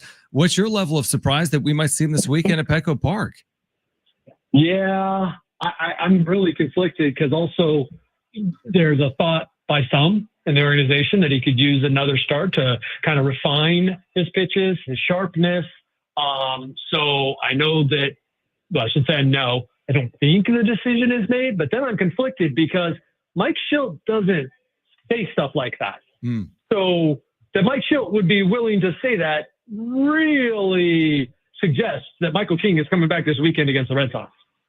And if he came back this weekend against the Red Sox, whatever day it would be, I know Friday or Saturday, probably the likeliest, right? That would line him up potentially to face the Dodgers at Dodger Stadium next weekend. And like you said, if there's people inside the organization that needs a little time to fix some of the things that he was rusty on, like, wouldn't it kind of not be the greatest regardless, thing? He would be, regardless, he's going to be lined up to face the Dodgers. Regardless? So maybe, well, right? Like you're saying that would be his second start. So you're going to send him down for 2 more rehab starts to skip the Dodgers versus like he gets a shot this weekend to, oh yeah, these are major league hitters and, the sequencing of pitches and all that stuff. And then he faces the Dodgers because regardless, right? Like whether he pitches in the minor leagues or the major leagues this weekend, he's lined up to face the Dodgers next time, I think. Well, if he pitches Friday, he would be lined up for Friday, Wednesday, and then next Monday. So he would miss the Dodgers series. If he pitches Saturday, he's not pitching Friday. Okay. He's not pitching Friday. Okay, then he is lined up for the Dodgers series. You're not going over a week without Nick Pivetta. Right. It makes sense. And you'd think also to your point, you would then give King the extra day. Yes. You know what I mean? Like coming off a rehab start and coming off injury. It doesn't make a lot of sense to keep someone in turn. So that's kind of interesting. I am surprised, guys. Yeah, I am too. Pitches. Yeah. Okay. So then he goes to 75. Okay. And I'm not so much looking at the results. But when I talked to people that saw it, and then obviously people that are here saw it on, a video feed, they were pleased by how he felt and how he looked. But they said it looked a little bit more like spring training where he was working through some stuff, right? And so then you would think another start would be good. But, there's a few people whose opinions matter. Ruben Niebla, Mike Schilt, and AJ Preller, and they are not telling me. That's interesting. Kevin Acee, our Padres insider, with us right now on John and Jim. I know you've written about Joe Musgrove. I know we've asked about Joe Musgrove, and I saw he threw a bullpen over the weekend. Is your anticipation that he will have the opportunity to pitch again or pitch during the 2025 season, or ultimately the organization will determine it's best if he waits until next year? And I don't want to make it sound like it's not Joe's priority, because it is. And I specifically make sure to mention that at least one of the times I wrote so that, people know that that's Joe's priority too. It's 26, 27 and beyond is Joe's priority as well. But that is most certainly the team's priority. And the way it's been put to me is basically if he checked every box and he was 100% ready to go, they'd have a decision to make. I don't know that they anticipate having a decision to make. Now, they hope so. They are pushing Joe, not like pushing him, but they are like, yeah, bring it, Joe. Absolutely. There's another option, and they love Joe. And having Joe a part of the roster during the postseason, that'd be great. But the priority is opening day 2026. So it's a small sample size, Kevin, but this weekend seeing the new look Padres. What'd you think of the new look Padres? And would you, like, as we were talking about this earlier today, would you consider them one of the best rosters now in baseball? Sure, based on the two guys that they got and the way that those guys, two guys, and I'll have three for me, so three guys they got, but I was thinking Laureano and O'Hearn and what they do there at the 6-7 spots and the numbers that they put up previously, I would say, still don't have the pop. There's other lineups that are potentially stronger, but the way that the Dodgers are playing and some of their better players, and it's hard to think that there's too many that are better. But as you mentioned, small sample size. Let's see. This is why I always talk about it before the trade deadline. Very excited to see how it plays out afterward. I think we talked Friday. All you can say is they addressed their needs. Did they address them properly, and will those guys perform? Those are things that we will see. And I thought yesterday was a good example. Now, who cares how it felt? It's what they did. But I would have bet you everything that both of you guys make in a year, because that would be a lot. So I want to make my point. I would bet a lot that if this game was played in the middle of June and I watched them go 0 for 5 and squander their first two guys on in the first 3 innings, that they were going to score 1 or 0 runs and lose that game to the Cardinals yesterday. And I just felt like, man, they've had a lot of times to still go through this lineup, and I think they're going to be okay today. Now, that's not a blueprint you want to follow. You squander that many opportunities, you're going to lose most of those games. That's my experience. But I just feel like their lineup finally is longer, and they addressed the needs they had there. And so I thought it was a positive through 2 games. Never make $10 million bets, Kevin. Never wager money too high. like that. No, wait a minute. That's just Jim's salary. So then I said both. That's my first half of the year salary, Kevin. Yeah, apparently you don't work in media, Kevin. Yeah, I mean, it's a great line of work. Yeah, it's amazing. This is like you get the max contracts like John Moran. It's a good line you of got work. personal chefs, everything. It's awesome. Kevin Acey's our Padres insider. He's in Phoenix. Okay, let me ask you this, because I think a lot of people see it like the Padres only have room to improve here in the final 50 games, right? A lot of fans are forecasting the postseason, the organization based on their moves, the clubhouse, the front, right? Everyone's thinking postseason. Is the division being discussed within the clubhouse? Is it discussed privately? How do you go about this, like, song and dance? Because we've done the Lucy pulls the football away Dodger Padre thing a lot. So do we go down that path again, or when do we go down that path? Us, we can go down it now. Them, yes, they've acknowledged that that's the thing. That's the aim for the regular season, and to get that by and put yourself in the best possible position, because it really is the best position. Theirs is really play as well as they can, win as many games as they can, and it will take care of itself. Now, that makes the Dodgers series, the 2 that are left, huge, and that'll be a lot of fun, and you can focus on it then, and then you get to the final week, let's say it's really close, and you still have a shot, or you're leading them or whatever, then they'll be maybe more focused on that. But like, they've really done a pretty good job under Schilt of, let's play our best game tonight and it'll work out. And, but yes, for the rest of us who have the whole, I like the Lucy pulls the football, for those of us of a certain age, I'm surprised you're still using that. Does anyone know who that is, actually? I'm surprised John actually knows who that is, because John doesn't know any movies or any references. But everyone gets Lucy pulls the football. But that was on TV. See, there was only like 3 channels when I grew up, and that would be on like every Thanksgiving and Christmas. That's what, that and the Wizard of Oz. So I know what it is. But anyway, we are used to having the football pulled out when we go to kick it. But that doesn't really matter to this year's team. And I think they've done a remarkable job of just, hey, we're going to do what we're going to do. And they, in their mind is, if they do that, they can win the division. Kevin, with your reporting, is Fernando Tatis Jr. fully healthy or not? Yes. Okay. Now, Well, it depends on what you're saying, because that's, what do players say, right? Like, always Nixon never versus fully like healthy. Yeah, I get Look, he's banged up, man. He is not to where he's not taking extra bases or stealing or it's anything that would be affecting his swing, as far as I am understanding. But so I jumped on too quickly to say fully healthy. Fernando is banged up, and he might be more banged up than some others, right? Like, I'll just tell you that he's always wearing a wrap somewhere on his leg and on his shoulder, okay? But there's no sling that he's wearing. We're not talking about a re-injury to anything. That is not why the numbers are where they're at, and I am looking into that. And some of it is the way that he is being pitched. Like, there is no doubt, zero doubt, that opponents see him as the most dangerous player on the team. Because go ahead. Because I was going to say, like, I don't want this to be a situation where, like, last year, all of a sudden out of nowhere, it's like, oh, he has a stress reaction in his leg. And we're like, what? How long has he had this for? And if you look back to when he got hit in the forearm, since that moment in Pittsburgh, like, his numbers have dramatically dropped, and he just does not have any power. 4 home runs since June 1st, I want to say, maybe earlier than that, because he did hit 5 in May, but since June 1st, 4 home runs, like, that's not a Fernando Tatis Jr. that we all know. And it's exactly why I am pretty freaked out, because that's my job to go, gosh, what am I missing? But I just got nothing. And then there are the way the places that you are pointed to do make sense.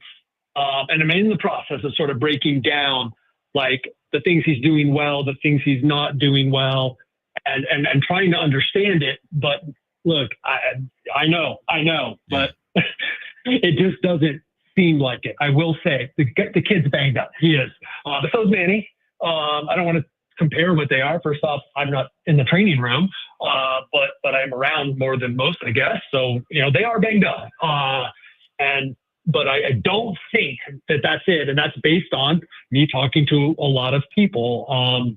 But it's not a stress reaction. It's not something like last year that did show up in June. That is something that did start to be on the radar a week or so before it.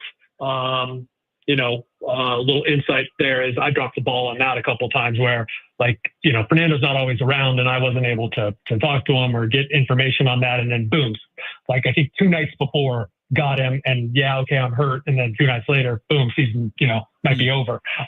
So it's not like that. We all kind of knew there was something there. We saw him limping, all that stuff. He's still contributing to this team in the way that a healthy person does. I don't think it's anything.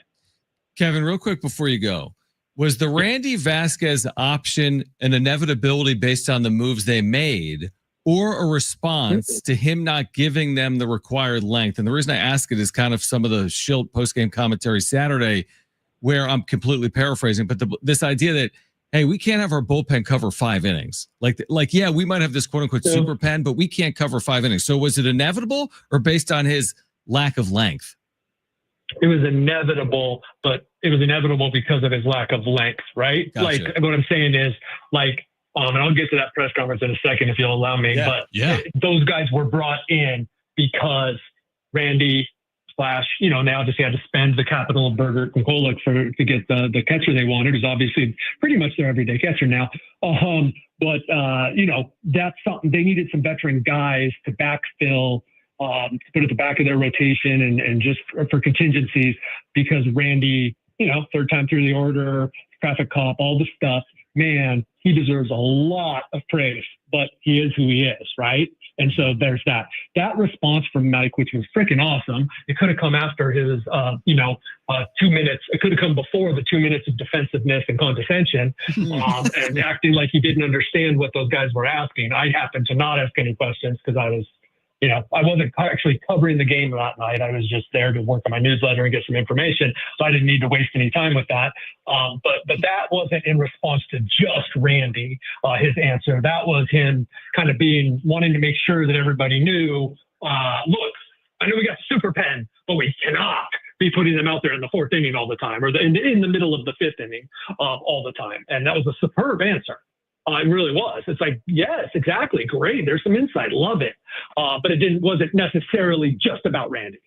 Fascinating insight. I'm glad you shared it, Kevin. Appreciate it. Another time I want to ask, I don't think we'll see the 5 relievers in the same game more than 1 or 2 or 3 times in the regular season. I just don't think they want to do it.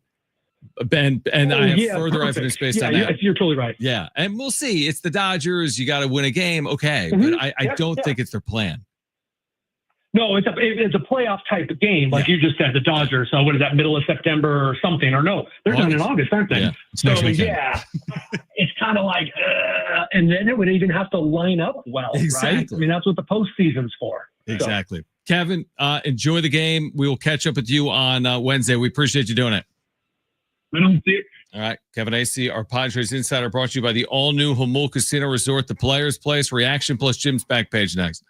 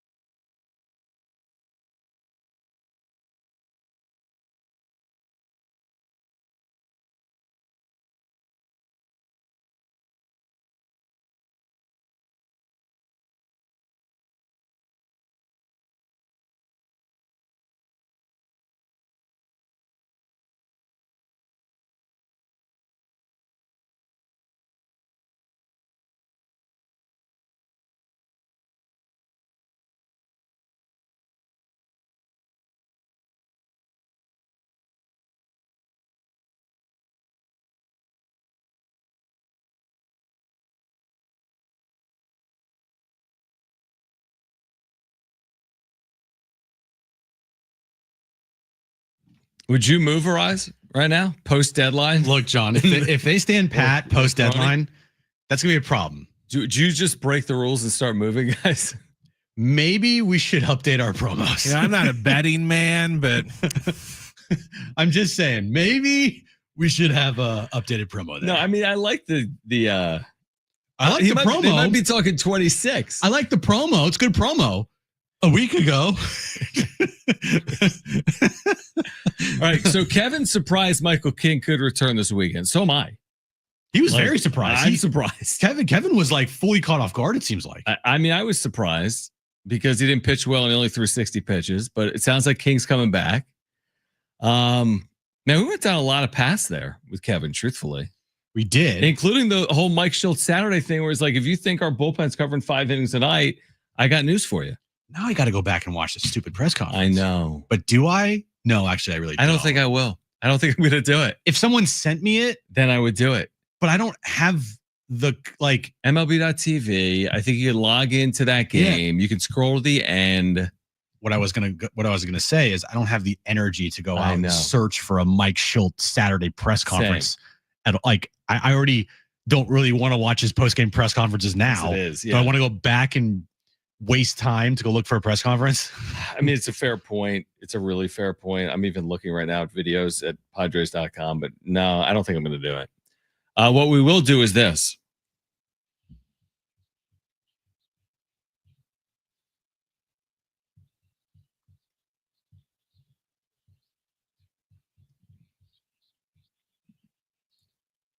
All right, it's Monday, so it's a Crumble Cookie Monday. I like that. Do you know the movie Freaky Friday? No. Why am I even asking John this? I've never even question? heard of it. What is it? I'm assuming it's about Halloween. No, it's about Jamie Lee Curtis and Lindsay Lohan. I think it's Lindsay Lohan. Yeah, Lindsay Lohan. They're in a movie where like something happens and they switch like bodies for a week. It's been made and remade a bunch of times. Oh, is it like John. Sister? Like the kids change their houses or whatever? No, I like that. It's like body swap. Body swap. You're not into your body. Whatever. Porn or something? Joe. White bowl and then work. It was. Our internet. And that's what I said. You search on the internet that doesn't look at this. It doesn't matter. Nothing happened. There's no internet here. Okay. Smart on things. And I heard. Hey, we don't do it apparently. But Crumble Cookies of the Week, all right, so that's Freaky Friday, are the theme of because there's a movie called Freaky Friday, the sequel to Freaky Friday that's being released later this month. Okay. So Freakier Friday cookies. Okay. We have the Freakier Friday key lime blackberry cake. We have a vanilla bean strawberry cake. We have a we have a chocolate covered banana cookie, which is brand new. We have a mallow sandwich cookie featuring Oreo. What's mallow? Like marshmallow? Maybe they forgot to say marshmallow, but it's just MALLOW. Mallow. I have no idea what that is. Okay. But anyway, I'm looking at a video of it right now. It looks amazing. Okay. We have a Biscoff it's lava. short for like Malamars. Oh, okay. We have a Biscoff lava cookie and a cinnamon scone cookie. Yo, what? They all sound tremendous. If you go out and look at the videos online at Crumble Cookie on X, the cookies look insane. I love how they put them through like videos. Like, hey, cookie. Dude, they have like a whole production. I know. It's cool. You seen this? No, like, I look at the haven't. cookie production. Okay. The cookie production for Crumble is elite. Is it? Yes. Wow. These look so good. Like, I want to eat all of them. I know. I want 70,000 grams of sugar. Looks so good. Give it to me. Yeah. Now. Let's go there. I want Crumble in my mouth. Okay. What else you got? That sounded awkward and weird. What a back page. It is almost pumpkin spice latte season at Starbucks, John. It's coming earlier than expected. August? Yes, it's coming in August. Come on. August 26th, Starbucks is set to bring back pumpkin spice lattes nationwide. It's like 100 degrees out in August. Dude, I love me a good pumpkin spice latte. Not even gonna lie. But in August? Anytime. Yeah. Okay. Pumpkin spice lattes are. Then maybe they should have it year round. Well, then it defeats the purpose of the seasonal pumpkin spice latte for them to then announce, hey, pumpkin spice latte's back. Can you have a longer ramp up for pumpkin spice latte than you do for Christmas? Because like you ramp up for Christmas come Thanksgiving, but you're ramping up for Halloween in August. When I was taking Peanut for a walk this weekend, one of the commercials that came on when I was listening to music was, "Hey everyone, it's Halloween season," and I'm like, "It's August like 3rd." Yeah. All right, good job. Falls around the corner. I guess. All right, we're back tomorrow at 2 p.m. We're back tonight on YouTube with a wrap-up show as well, following Padres D-backs game 1 from the desert. If you missed anything today, go to sportsst.com or the iHeartRadio app or iTunes or TuneIn Radio or Spotify. If you're listening to us on podcast, leave a review as well. And for Brent and Jim, I'm John. Keep it here. This is San Diego Sports 760. Okay. Bye-bye.